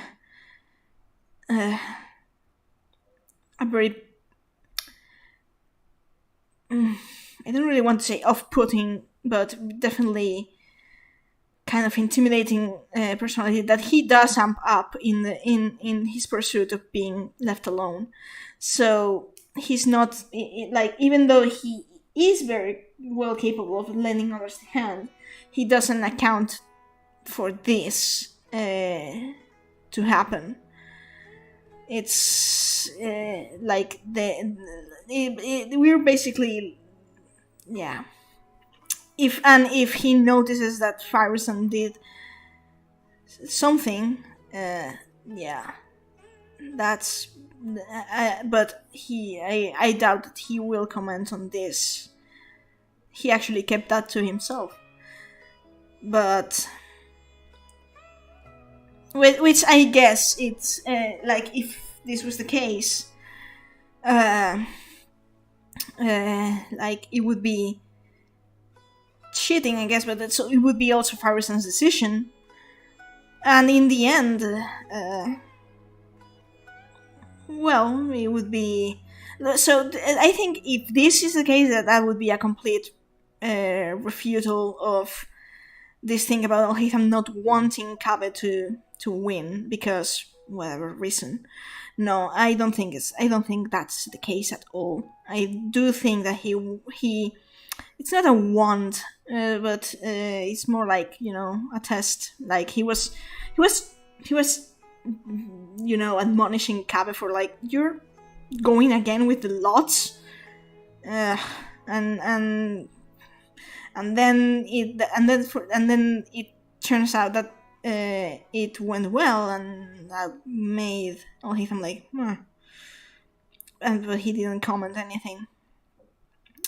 And it's Firuzan's. He reacts at this at Firuzan's and Firuzan's words. He surely must have noticed something. I'm sure. I mean, there's still a possibility that he did, but I doubt that would be the case. That's not how Alhaitham's principles work. Anyways, I kind of rambled. What do we have here? Okay. Let's see.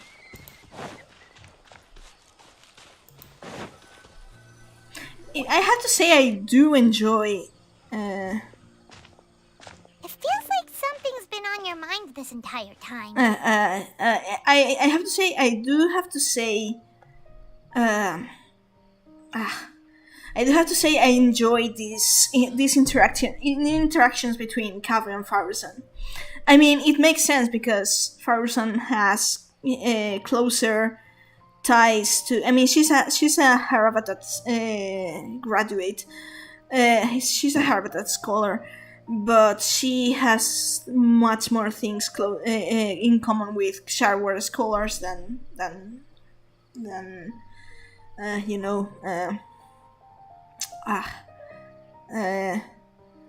than sometimes with her own faculty, you know. But yeah, I really love these interactions. And I think I mentioned this, but I'm really happy that Hoyoverse is like separating Kaveh from Alhaitham's character and stand on his own and interacting with others freely. I think this was what he really needed, because lots of people started making assumptions about Alhaitham and Kaveh's dynamic way before we had the entire picture, and we even didn't have Alhaitham's lore itself until he was released in January, and now we got Kaveh, and it kind of took everyone by surprise, I guess. And I actually saw many people rethinking their approach as to how to interpret that set dynamic. Myself included, I guess. Not in that sense, because my opinion on that has always been firm, but more like their roles, so to speak. And let's leave it at that. So, secret conversation we will have after the first round, and yeah. Traveler, Paimon. Oh, Candace and Dia. I finally Hey. found you. Hey, girls. Finally? Did something happen? Don't you feel like there's something off about this year's Akademiya extravaganza? I mean, when Candace and I were at the cafe earlier, we might have caught sight of some mercs on business. Thing is, they were disguised as tourists here to shop. But no disguise can mask the stench of blood. Just from their suspicious looks, I bet they do dirty work like kidnapping or assassinations. We eavesdropped on them for a while. Their target seems to be someone called Sachin. Sachin? Isn't that the person who Karina mentioned during the opening ceremony? The one who found the He's diadem? apparently the sponsor behind the competition prizes and the Diadem of Knowledge, but he hasn't shown himself at all. Sounds like a rich person, all right. It makes sense now. The Eremites have been struggling to make ends meet recently, so a lot of groups have been doing private work that involves the rich. In their words, one gig sets you up for half a year. Just one job like this nets them enough mora to take it easy for a while. The extravaganza has brought many tourists to Sumeru City all at once, so it's likely that they took advantage of the bustle to sneak in. Dia and I wanted to directly capture them, but they were on guard and made some excuse to slip away. I would have tied him up if it wouldn't have caused a scene. Who's legally supposed to take care of this kind of thing? The Matra or the Core of 30? If Sino were were here, he'd definitely get involved. Why don't we head over to the Akademiya and tell Amatra? Makes sense. Thanks a million, you two. Not at all. It was coincidence on our part as well. Yeah, don't sweat it. The Eremite's reputation is gonna get even worse Fair. if these scumbags succeed. But this is Sumeru City. Candace and I don't have as much freedom to act here, so we're leaving this in your hands. Fair. Should you require our aid, come find us at the cafe.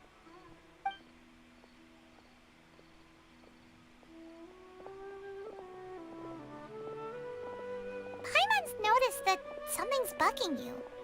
Is it the extravaganza? 'Cause Paimon's starting to think that there's more than meets the eye here, too. But thinking like this isn't doing anything. Let's just go find Amatra. Okay.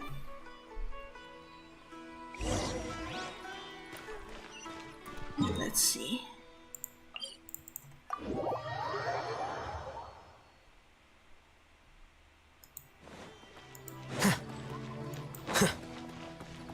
Okay.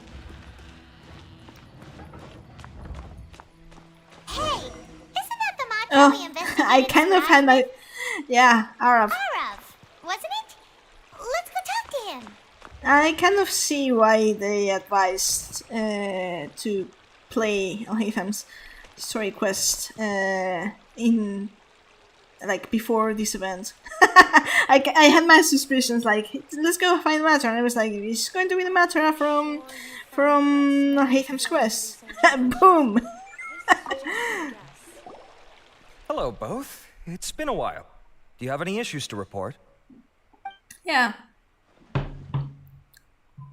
Someone's planning to kidnap Sachin. Goodness.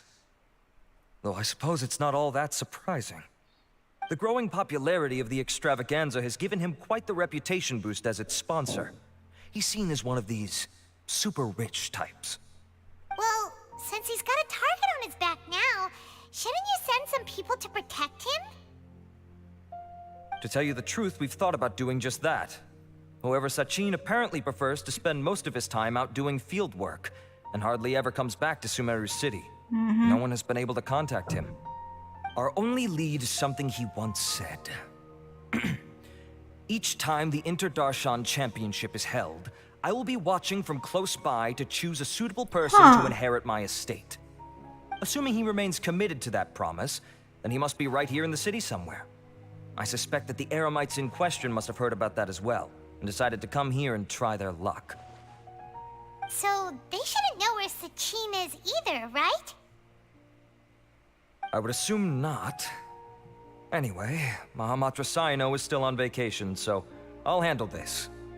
Don't you worry. A couple of kidnappers aren't gonna get very far in Sumeru City these days. I have my ways of forcing them out into the open. All of that said, if you're interested in Sachin's story, why don't you try tracking him down as well? The sooner we ascertain his whereabouts, the quicker we can act to ensure his safety. I mean, you could task all the Matra and the whole Corps of 30 with someone's protection. If the client doesn't show themselves, there's nothing we can do to help them. Fair point. Guess we should start searching for him too, but where should we start? Do the Matra have any information at all on Sachin? None, I'm afraid. He's never committed any crimes or broken academic protocol, so we don't have a very detailed file on him. I've heard that Alhaitham has now stepped down from his post as acting Grand Sage and is back to being the scribe again. Maybe it's worth checking to see if he knows anything. Fair. Good idea! Okay, we'll head back to the extravaganza venue and see if we can find him. Oh, is it time for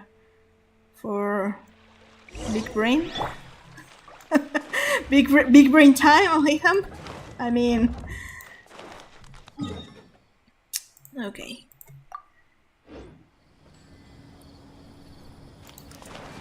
Let's go. I'm interested because he said that this guy, Sachin, is looking for someone suitable to inherit his estate. And I'm kind of thinking of Kabe, even if he loses this, but he is deemed like worthy. Like he could have that state for himself in due time. even though of course he would have to wait for the guy to bite it, but it could be a solution to, even if it's an eventual solution, and it would make sense as of like in game. The game is, of course, is going to keep mentioning that Haytham and Kabe are roommates, but if Kabe would have the eventual security that he's going to inherit a state, that could cover that hole in it could solve the whole thing, and also maybe also give Kabe time to get his marbles together and learn how to learn better how to handle himself in life and his mora, basically. Yeah, I mean, this is just speculation on my end, so it's possible, I guess. Hey, Nilu.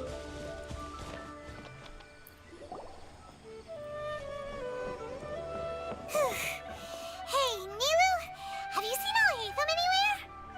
Al-Haytham? Why, what is it? We're trying to track down someone and we need him to pull up some records for us. Oh, I see. Sorry, I don't know where he went. He's always the first to leave after the competition ends, and he never tells anyone where he'll be going. Huh. Yeah, that sounds about right for him. Yeah. Let me think. To be honest, he doesn't seem very interested in the extravaganza, so he probably doesn't stick around longer than he has to. To him, being a commentator is just extra work he was roped into. Do you guys know of any places he'd go after work?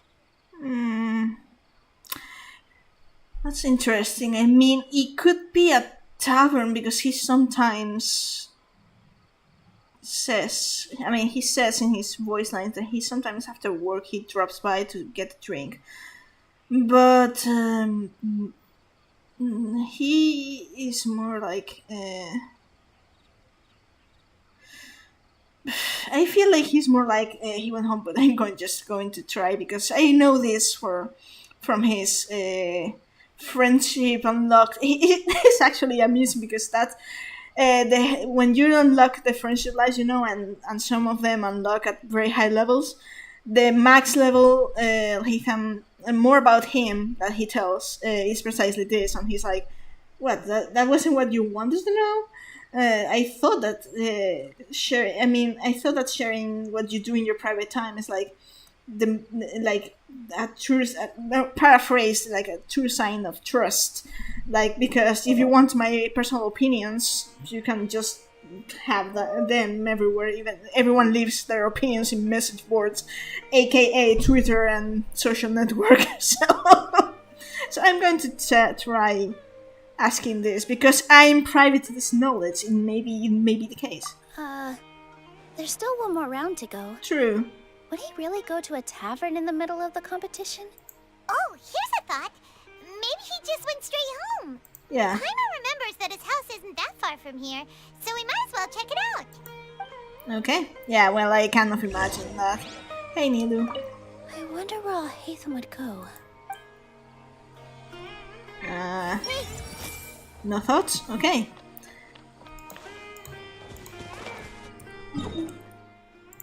So, we're visiting Ahitham's place again.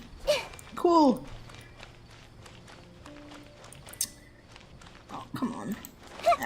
This way. Oh, honestly, I passed through Ahitham's house so many times, it's like...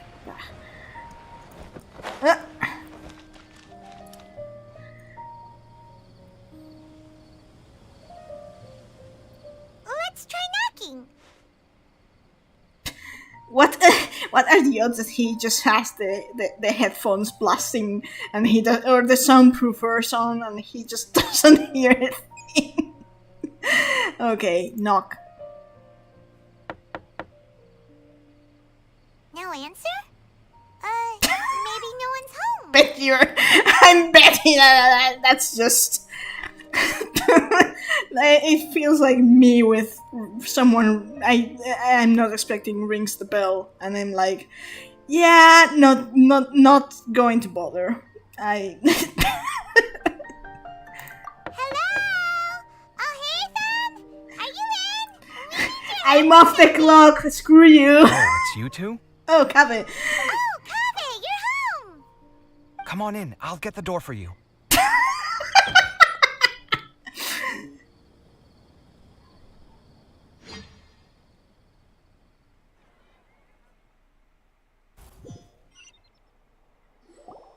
We didn't hear a peep when we first knocked.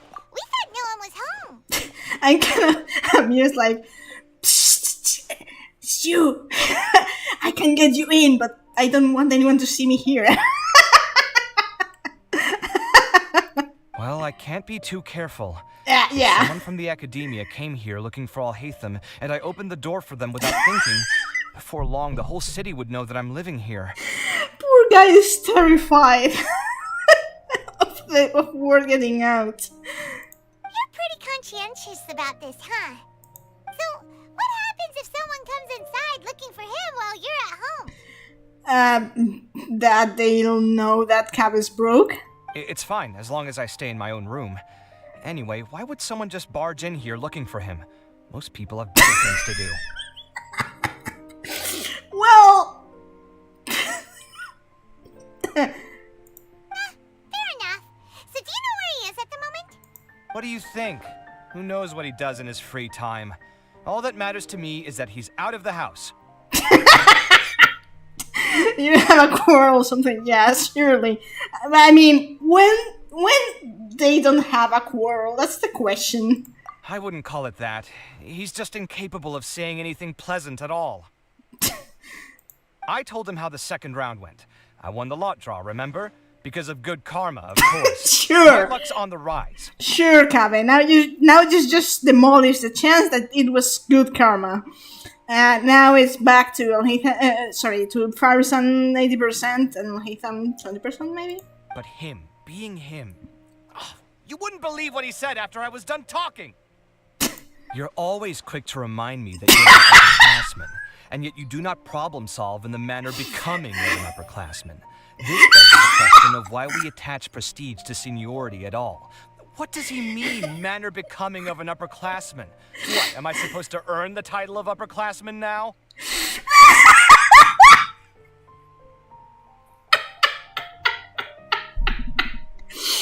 I mean, the imitation. I'm sorry, I have to read this. I was just... You're my...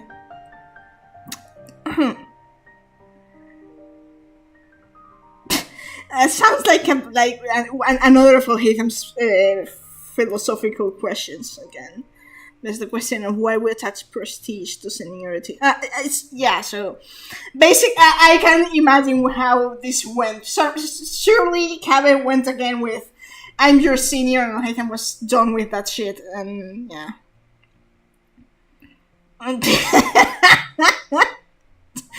So basically, Kaveh pulled out the "I'm your senior," and Alhaitham was like, "Behave like one."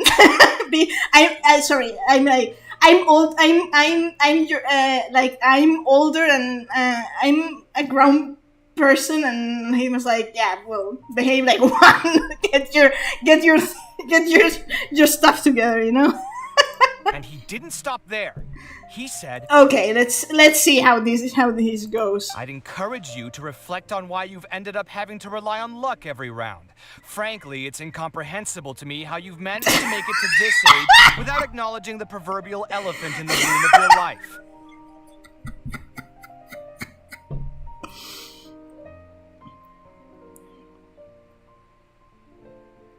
Yeah, that's basically, I mean, aside from the imitation, it's just killing me. Yeah, having to rely on luck. Yeah, that's basically what I was saying.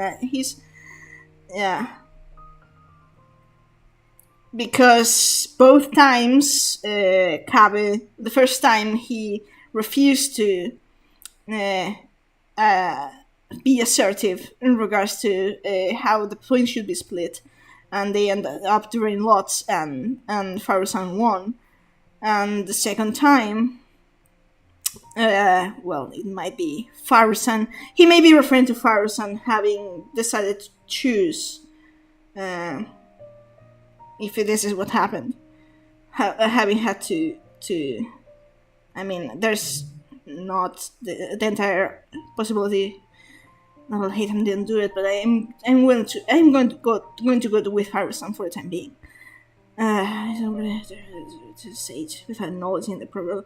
That always begs the question of how old Hitam and Kabe are, because we know from character stories that they're 2 years apart. Kabe is 2 years older, and they're basically college graduates, so maybe early to mid 20s for Kabe.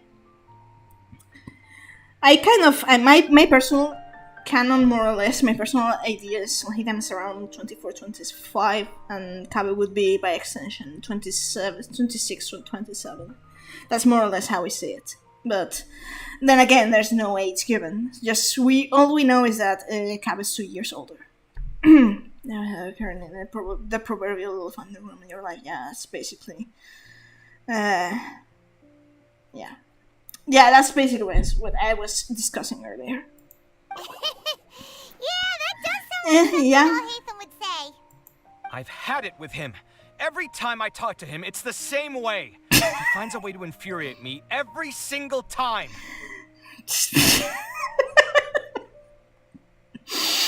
Yeah, I mean, it's a combination for disaster, because Al-Haytham doesn't know how to say things, even though he doesn't say things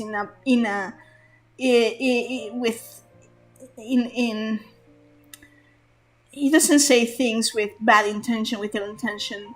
He wants to know. He offers his advice, but his way of observing things is so blunt. He doesn't know how to say it in any other way, but speaking factually. And to any other person who can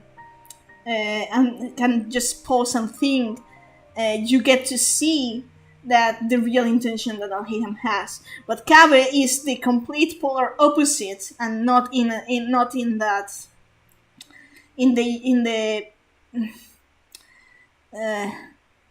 It's basically Kabe has a hair trigger temper that takes what's said to him at the face value and reacts accordingly, and he gets infuriated because he doesn't have the patience to pause and think what Al-Haytham truly meant. So he thinks genuinely that Al-Haytham is messing with him, and he's being a cruel jack to him, when in truth Al-Haytham is trying to offer him advice. And it's like, and Al-Haytham, who doesn't really bother trying to explain himself, he's like, I said what I mean, and I mean what I said. Use your brain. It's kill issue if you can't. So it's like, that's a recipe for disaster. Like, academically speaking, it's true that they can. That's how Al-Haytham sees how they can help each other to perfect their vision of the world. But personality-wise, neither of them is going to change, and it's just they mix like oil and water. That's why. That's one of the reasons I can't get behind any form of, let's call it, romantic interpretation. I can't get behind that. It doesn't work. Like, if the only thing that works, it would be fine.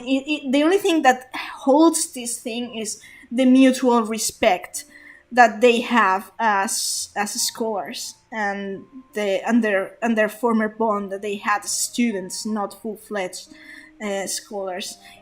For those who, I mean, I haven't watched Star Trek myself, but I know people who are very familiar with it, and there's actually a trope that's about Star Trek and this sort of dynamic here, and which is the Spock and the McCoy and Haytham would be Spock, and Cabe would be McCoy, and it's basically big respect, but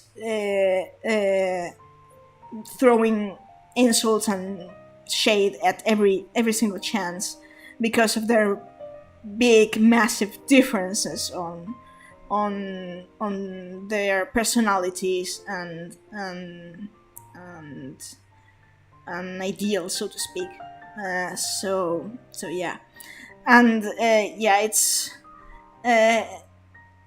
really interesting. I mean, I actually heard about. I was familiar with the trope, not so much with the characters until someone I'm close to actually. I used this trope to exemplify, and he's a big fan of Star Trek, and he was like, "Yeah, absolutely, that's exactly it." And I was like, he sent me like a compilation of Spock and McCoy, and I was like, "Yeah, this is definitely on Haytham and Cabe. Big respect, but unable to get along. That's how it is. Really, there's no way around that." Anyway, the disdain is very much mutual between us, so I'll be moving out as soon as possible. I'm actually packing my things right now. He'll have to get used to doing his own cleaning and tidying from now on. I wouldn't call it disdain, really. At least on Haytham's part, I don't think it's disdain. It's just I don't think it's Cabe's either. He's just annoyed. But Cabe tends to put his foot in his mouth when he's angry, and he's frustrated clearly.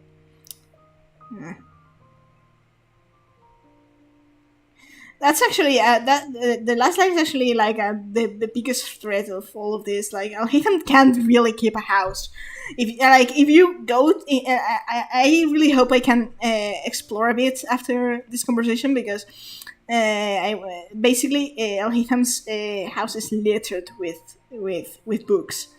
And I really feel that I'm like. I have the same problem. I'm like, I finished something and I'm like, I'll clean this up later, and then I completely forget about that. It's like, yeah, mood. See those perfectly hung paintings on the walls? They're coming with me too. He's bringing the paintings again. If wasn't utterly devoid of artistic sensibility already, it certainly will be after today. Not the paintings again. Oh god. I mean, I really doubt that's going to be any sort of effective threat, Cabe, but you do you. Wait, you're moving out already? But the competition isn't even over yet. How can you afford it? Well, obviously I can't just yet. I'm just packing early to get ahead of the game. Yeah, but you're not in the best position right now, even though you... So, here's the thing. I think Cabe is just, like, relying too much on the fact that he's won by luck. His streak of good luck has, quote-unquote, ended. And he's going overboard, and as in, like, haha, now everything is going to go fine for me, go all right for me, so I'm definitely going to win this thing, and I can leave, and... That's not how it works, Cabe. You're being so naive right now, and you're going to find yourself without a place to drop dead, basically. And you're going to have, in the end, you're going to have to face, you're going to have to swallow your pride if things are not going your way. And that's not going to be good. Yeah. Even though I understand a couple of things. Okay, yeah, I understand some things. That's just me and my musings. Let me be. I've got my new place picked out already. The moment I have my hands on the prize money, I'm going to buy it and move my things right in. It'll take me 3 days tops to move out of here for good. I now know what I have to do to achieve this goal. No matter what happens in the 3rd round, I will win. I will emerge triumphant. You'll see. Okay, if you think so. You do you. Well, we'll be rooting for you. But are you sure you'll be alright? In what way? Layla said that she thinks you'll get caught up in internal conflict. Yeah. Meaning what exactly? Oh, don't tell me you think I have serious personality flaws too. Oh god. That's bad. That's exactly one of the. Because Al-Haytham pointing out this during one of the back in the project was exactly what made Cavus so angry with the truth that he said really nasty things, and that to Al-Haytham back in retaliation. Backlashing, and that's what caused the entire fall, their entire fallout. That's yeah. Don't get mad at us, Cabaret, please. We don't say that trying to stir up anything. Oh, we didn't say that. But think about it. You say you want to win, but you also turned Faruzan down when she offered to give you her points. Plus, you took it upon yourself to help those desert exactly. foxes. Wait, what's so unusual about all that? I gave you my reasons. I would have felt guilty otherwise. Where's the conflict in that?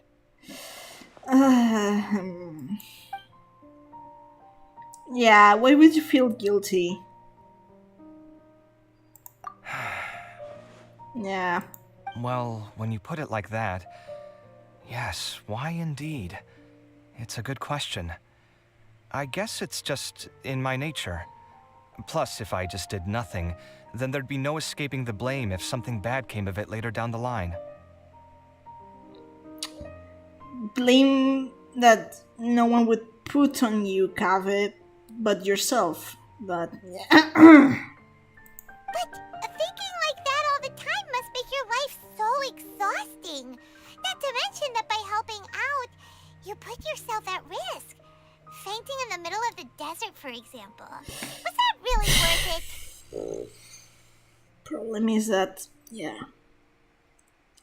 It's hard to read knowing the character stories, but he's not out yet, so I don't really want to spoil things. It's complicated. Look, let's maybe leave this conversation for another time. What was it you needed Al-Haytham's help with, anyway? We'd like him to help us into Sachin. Sachin, that. Huh. He did actually mention a Sachin recently. I remember he brought a few documents home that day. He was thinking out loud as he looked through them, making some notes and doodling as he went. He even suggested that I should take a look, but I didn't. Give me a moment. Let me go find them.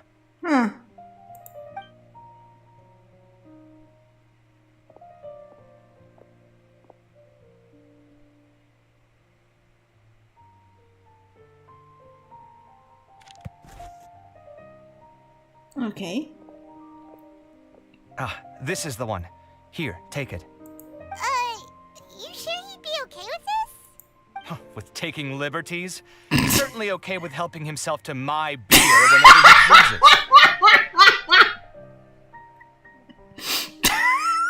Surely because he pays that. I know for a fact that when you go overboard and you steal his wine, so don't complain, Cabe. And anyway, he did ask me if I wanted to read his notes. I didn't see the point at the time, so he just left them on the side. He doesn't leave documents lying around unless he's okay with other people reading them. Fair. It's fine, I promise. Fair. Cool, if you say so. Okay, let's see what he's got on Sachin. Okay. I fetched the documents for you. Feel free to look through them at your leisure. Fine. Can I? Did he leave these notes there on purpose? Or was this sheer coincidence? No. There we If it go. wasn't a coincidence, then...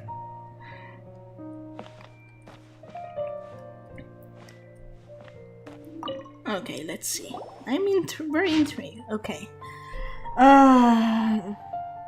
So this is basically his scribblings, I guess. Scribblings, as he put it. Sachin was born to a wealthy family, and his father Rajput, I don't know how to pronounce this, was a renowned merchant in Sumeru with many properties to his name. At the age of 9, Sachin enrolled into Bahumana and achieved excellent grades. At the age of 15, he completed all his courses and graded first in class, his accomplishment greatly lauded by the sages. At the age of 16, Sachin ventured out and began to research the local environment and customs. His travels took him through Sumeru's rainforests and deserts. When Sachin was 23 years old, his father Rajput passed away. Sachin returned to Sumeru city to take over his father's business and spent 2 years there. At the age of 25, Sachin once again ventured into the desert to conduct field research. Records show that he traveled with a caravan and lived in a village for a period of time. At the age of 32, Sachin returned to Sumeru city. He looked withered and weary, and his mental state in shambles. Much speculation arose among outsiders, but Sachin locked himself in his room and did not respond. At the age of 33, Sachin entrusted his property to the Akademiya and pledged to donate all his proceeds to the Akademiya. He then wrote a contract regarding the use of the proceeds and property ownership. The following is an excerpt quote from Sachin when the contract was signed. A minimum of 30% of all revenue generated from the business will be used to fund prizes for the Introduction Championship, which will encourage young prodigies to actively participate in the competition. I will also be donating my entire collection, the most prominent item of which, the Diadem of Knowledge, will serve as a symbol of great honor in the Introduction Championship. Only the winner of the competition may wear it. In addition, the Akademiya is only given the right to maintain and manage my properties. Ownership of them does not belong to the Akademiya, nor it does belong to me. Each year, when the Introduction Championship is held, I will keep a close eye on each candidate. If I particularly identify with a participant, I will reveal myself. I will then bequeath all my wealth to this individual to whom I were just worthy of my acknowledgement. Then they will have the usage rights to all assets and proceeds under my name. I hope the Akademiya will respect any and all decisions made by the person. After the contract came into effect, Sachin returned to the desert to continue his investigations, but there has been no word from him since then. Many claim to have seen him in the desert, but none of such claims have been verified. 20 years have passed since then. So here's the thing. So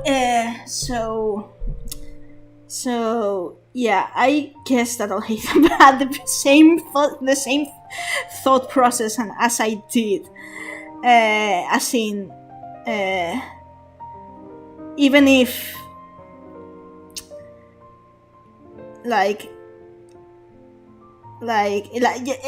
can see why Al-Haytham told Kevin that he may be interested in the note, because even if it's not about really about who wins the championship, but the one who this guy considers the one Sachin identifies the most with, and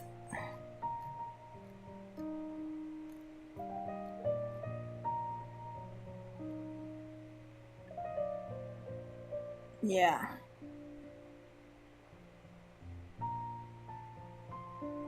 Like, the ages surely don't match, but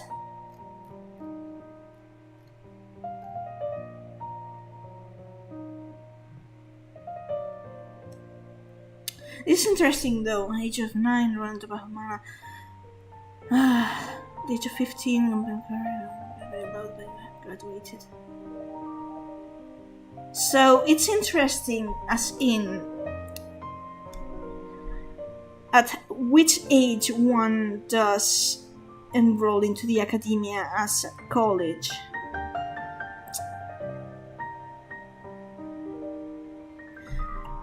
He says it's 15 here. Graduated first in class, loaded by their stages. But I'm not sure if there's an age. I'm assuming.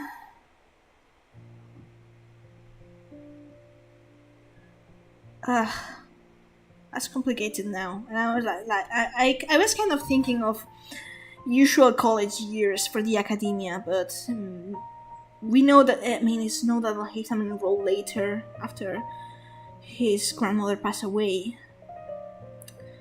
Might have been 16, 17, 18. That's more or less my window of time.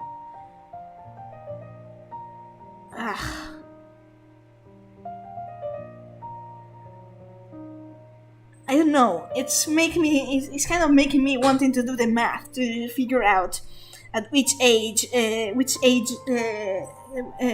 time period basically Akademiya study education spans. Though I assume that they have different, because we know Al-Haytham was mostly, but for the most part of his life he was homeschooled. Because they found the Akademiya and the other kids at age 7, worrying as hell, half a day into the Akademiya. Big mood, actually. So yeah, that's really sorry. I'm kind of I would have to think about this with more time. Right now, I just having lots of thoughts. That was a lot of information. Everyone's getting a headache. So, to sum up, Sachin put the Akademiya in charge of managing his estate and went off to do research, right? He even said that if he really liked one of the contestants, he wouldn't just give them a reward, but his entire estate as well. Oh, that must be worth heaps and heaps of mora. Mm-hmm. What? Are you...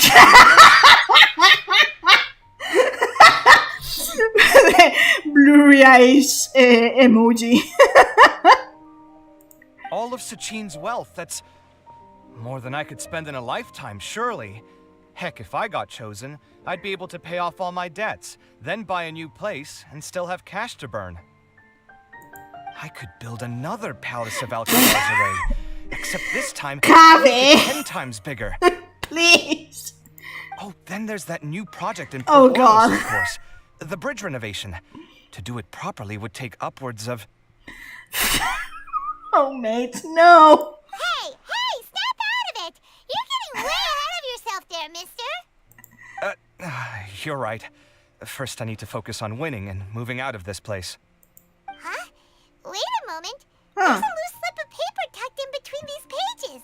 Oh. Did Al-Haytham write this? It looks like he was jotting ideas down as he was thinking things over. Let's see. Two phrases have been circled. Oh. Sachin, dead or alive, unknown. And diadem of knowledge. See, this is why Al-Haytham really intrigues me. What exactly do you know? Because Sachin, I assume, is the guy that we had in the vision. And the diadem of knowledge, we know that's some iffy stuff going on with it, with the Aranara hiding a version of it, and the whole thing. So what do you know, Al-Haytham? Please spill the beans. That's why I'm really annoyed when people just reduce Al-Haytham to a bag of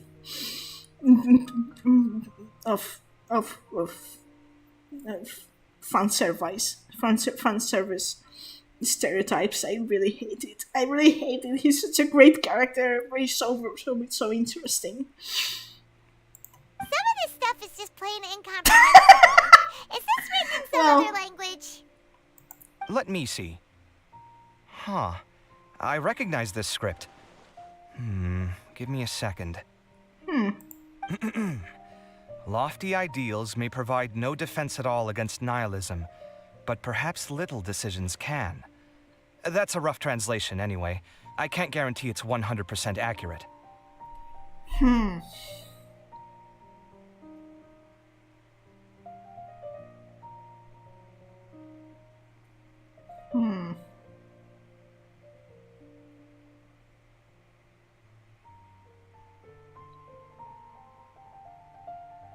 This is so very interesting. Lofty ideals may provide no defense against nihilism. Perhaps little decisions can. This certainly aligns with Alhitham's philosophy, like right out the gate.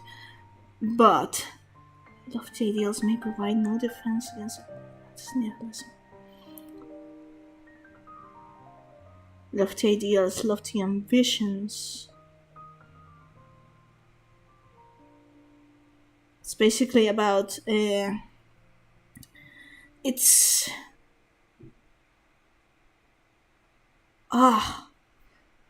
mate, this line is charged with lore implications if you extrapolate it.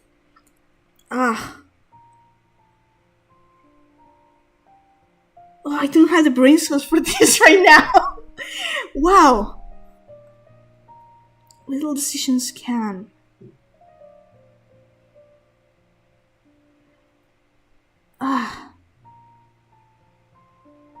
There's so many layers about this. Wow.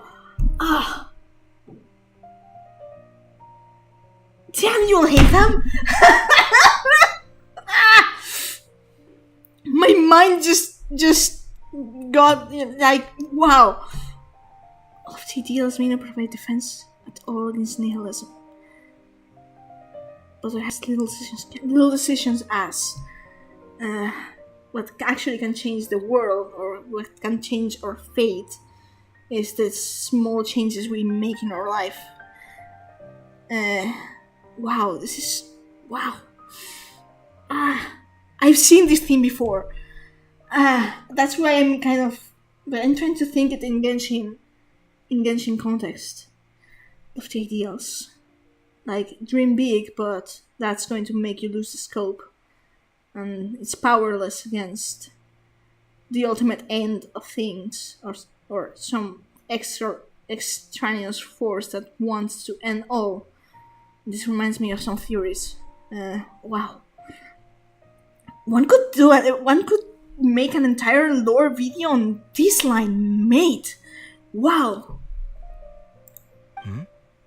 There's another smaller line of text underneath. Why would he bring that up?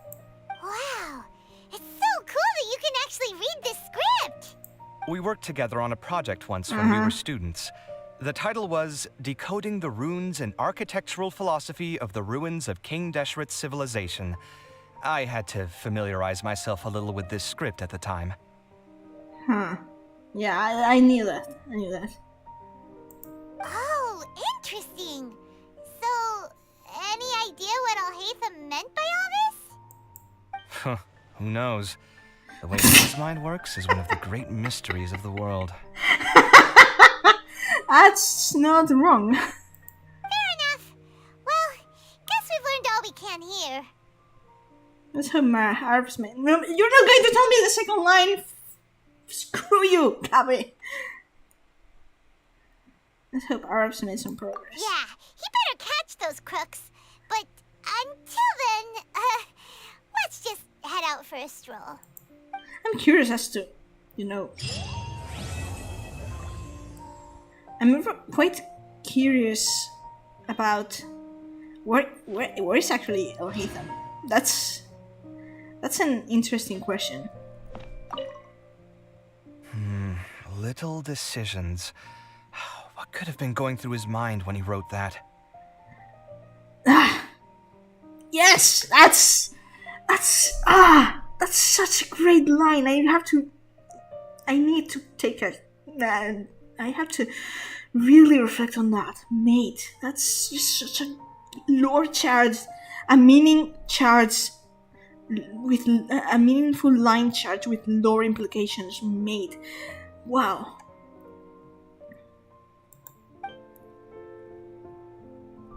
Everyone hold it. Did he leave these notes there on purpose? Or was this sheer coincidence? No.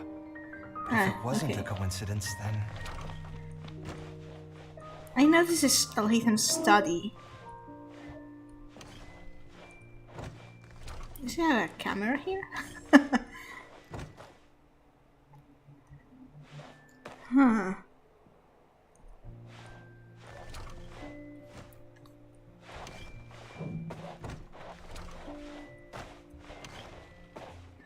Yeah, like I said, like I was saying earlier, Alhaitham really can't keep a house.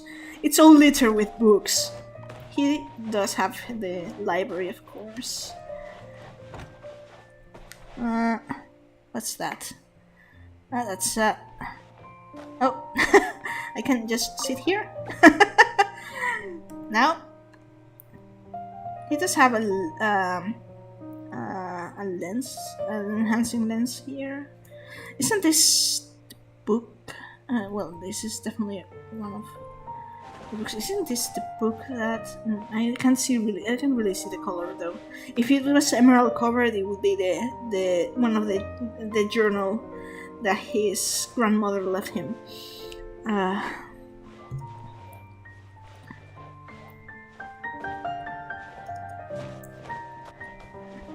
He really has books everywhere, mate.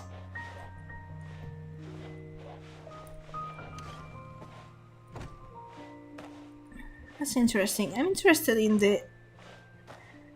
the ruler compass there. Though to be entirely fair, that's basically a Ksharuar tool, but his grandmother was from the Ksharuar Darshan, and it's stated in his character stories that he himself crafted his headphones. So I am assuming that Alhaitham, I mean, he did tinker with the Akasha as well for the whole operation, so I'm assuming Alhaitham also has some knowledge about... I mean, we know that his grandmother set things up that when Alhaitham studied at the Akademiya, he could attend classes from all the Darshans.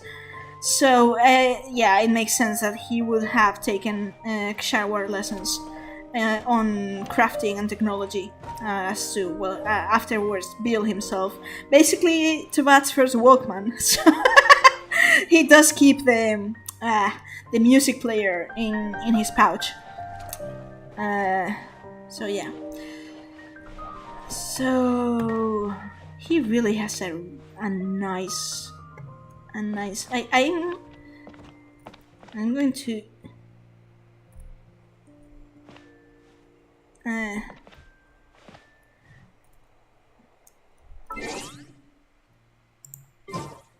I'm going to. You will apologize me. I want to take some reference shots. Because I'm not sure if I will be able to take.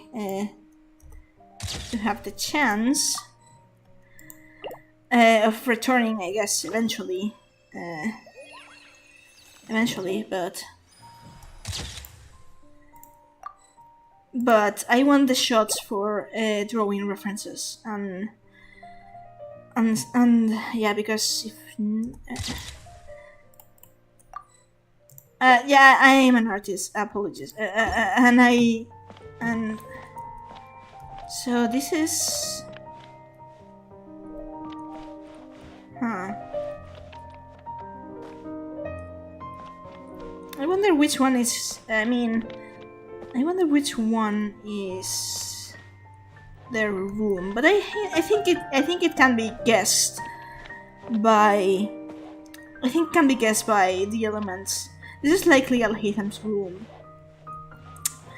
Because here's a lot of books here. It's more on the blue side, which is more or less Alhaitham's color palette. There's more books here, and here's the painting that Kabe was so keen on hanging. There's the stool here. is red. There's a, there's a broom here. He's the one who is charged with the housework.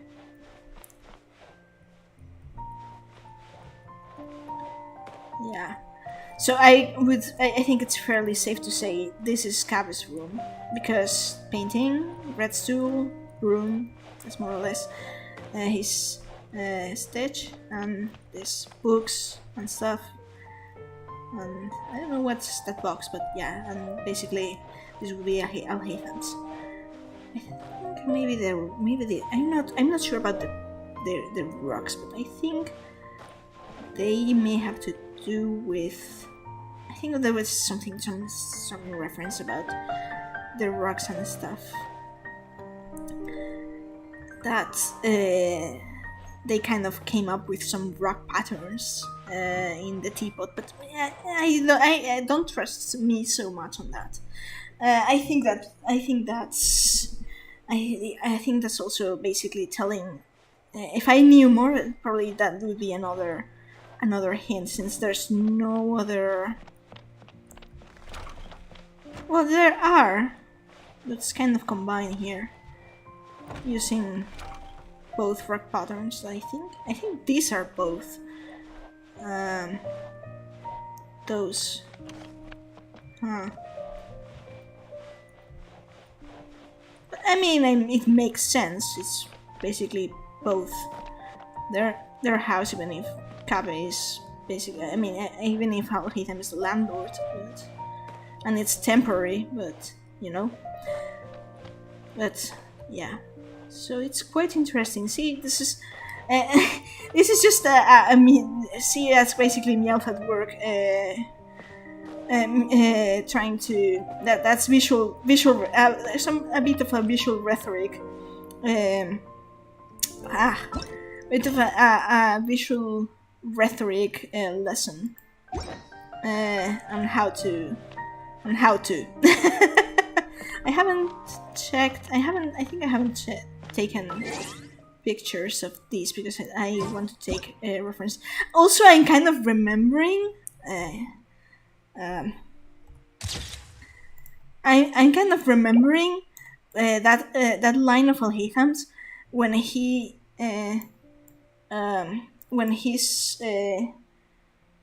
complaining, the good night line when he says, I hope my roommate's not going to be hammering away at the dead of night. I don't really want to wear my soundproofers to bed. And it would make sense if this is Cabe's room, it's likely where he works. And they're basically, it's not back to back, but it's like when you have a very noisy roommate, like I said, a roommate with like 6 different people. And fortunately for me, we made our lives in opposite ways of the house, but in this case they're very close.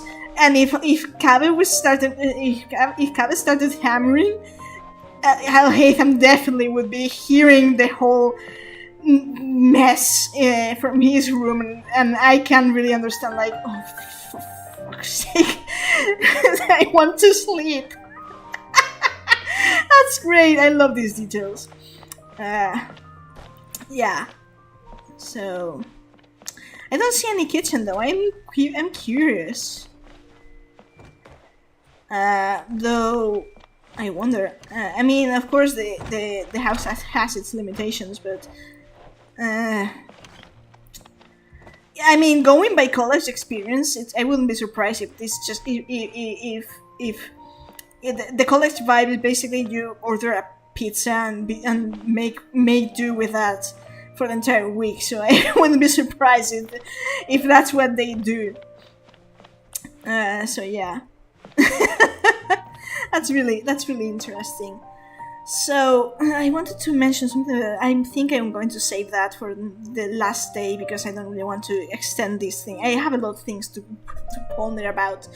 This quest was really and made that line. I have to really give thought into that. So yeah, I'm going to call the stream for going to call it today, and I really hope my sound was not playing pranks on me this time. I'm going to check everything went smoothly, and we'll be seeing each other again back to the conclusion for the conclusion of this story, of this event, on Monday. So stay tuned for that, because I'm really excited to know where this is going. So I follow me on Twitter if you're interested. On my insights and stuff, or my art, I do share stuff. If you're not sure what to do next, yeah, how about Nahida. I take you on a walk? So maybe I do also share my insights as they come on Twitter. So maybe I'll elaborate on stuff as I ponder on that. So, anyways, been a pleasure, and we'll be seeing you on Monday for the conclusion. So, looking forward to it.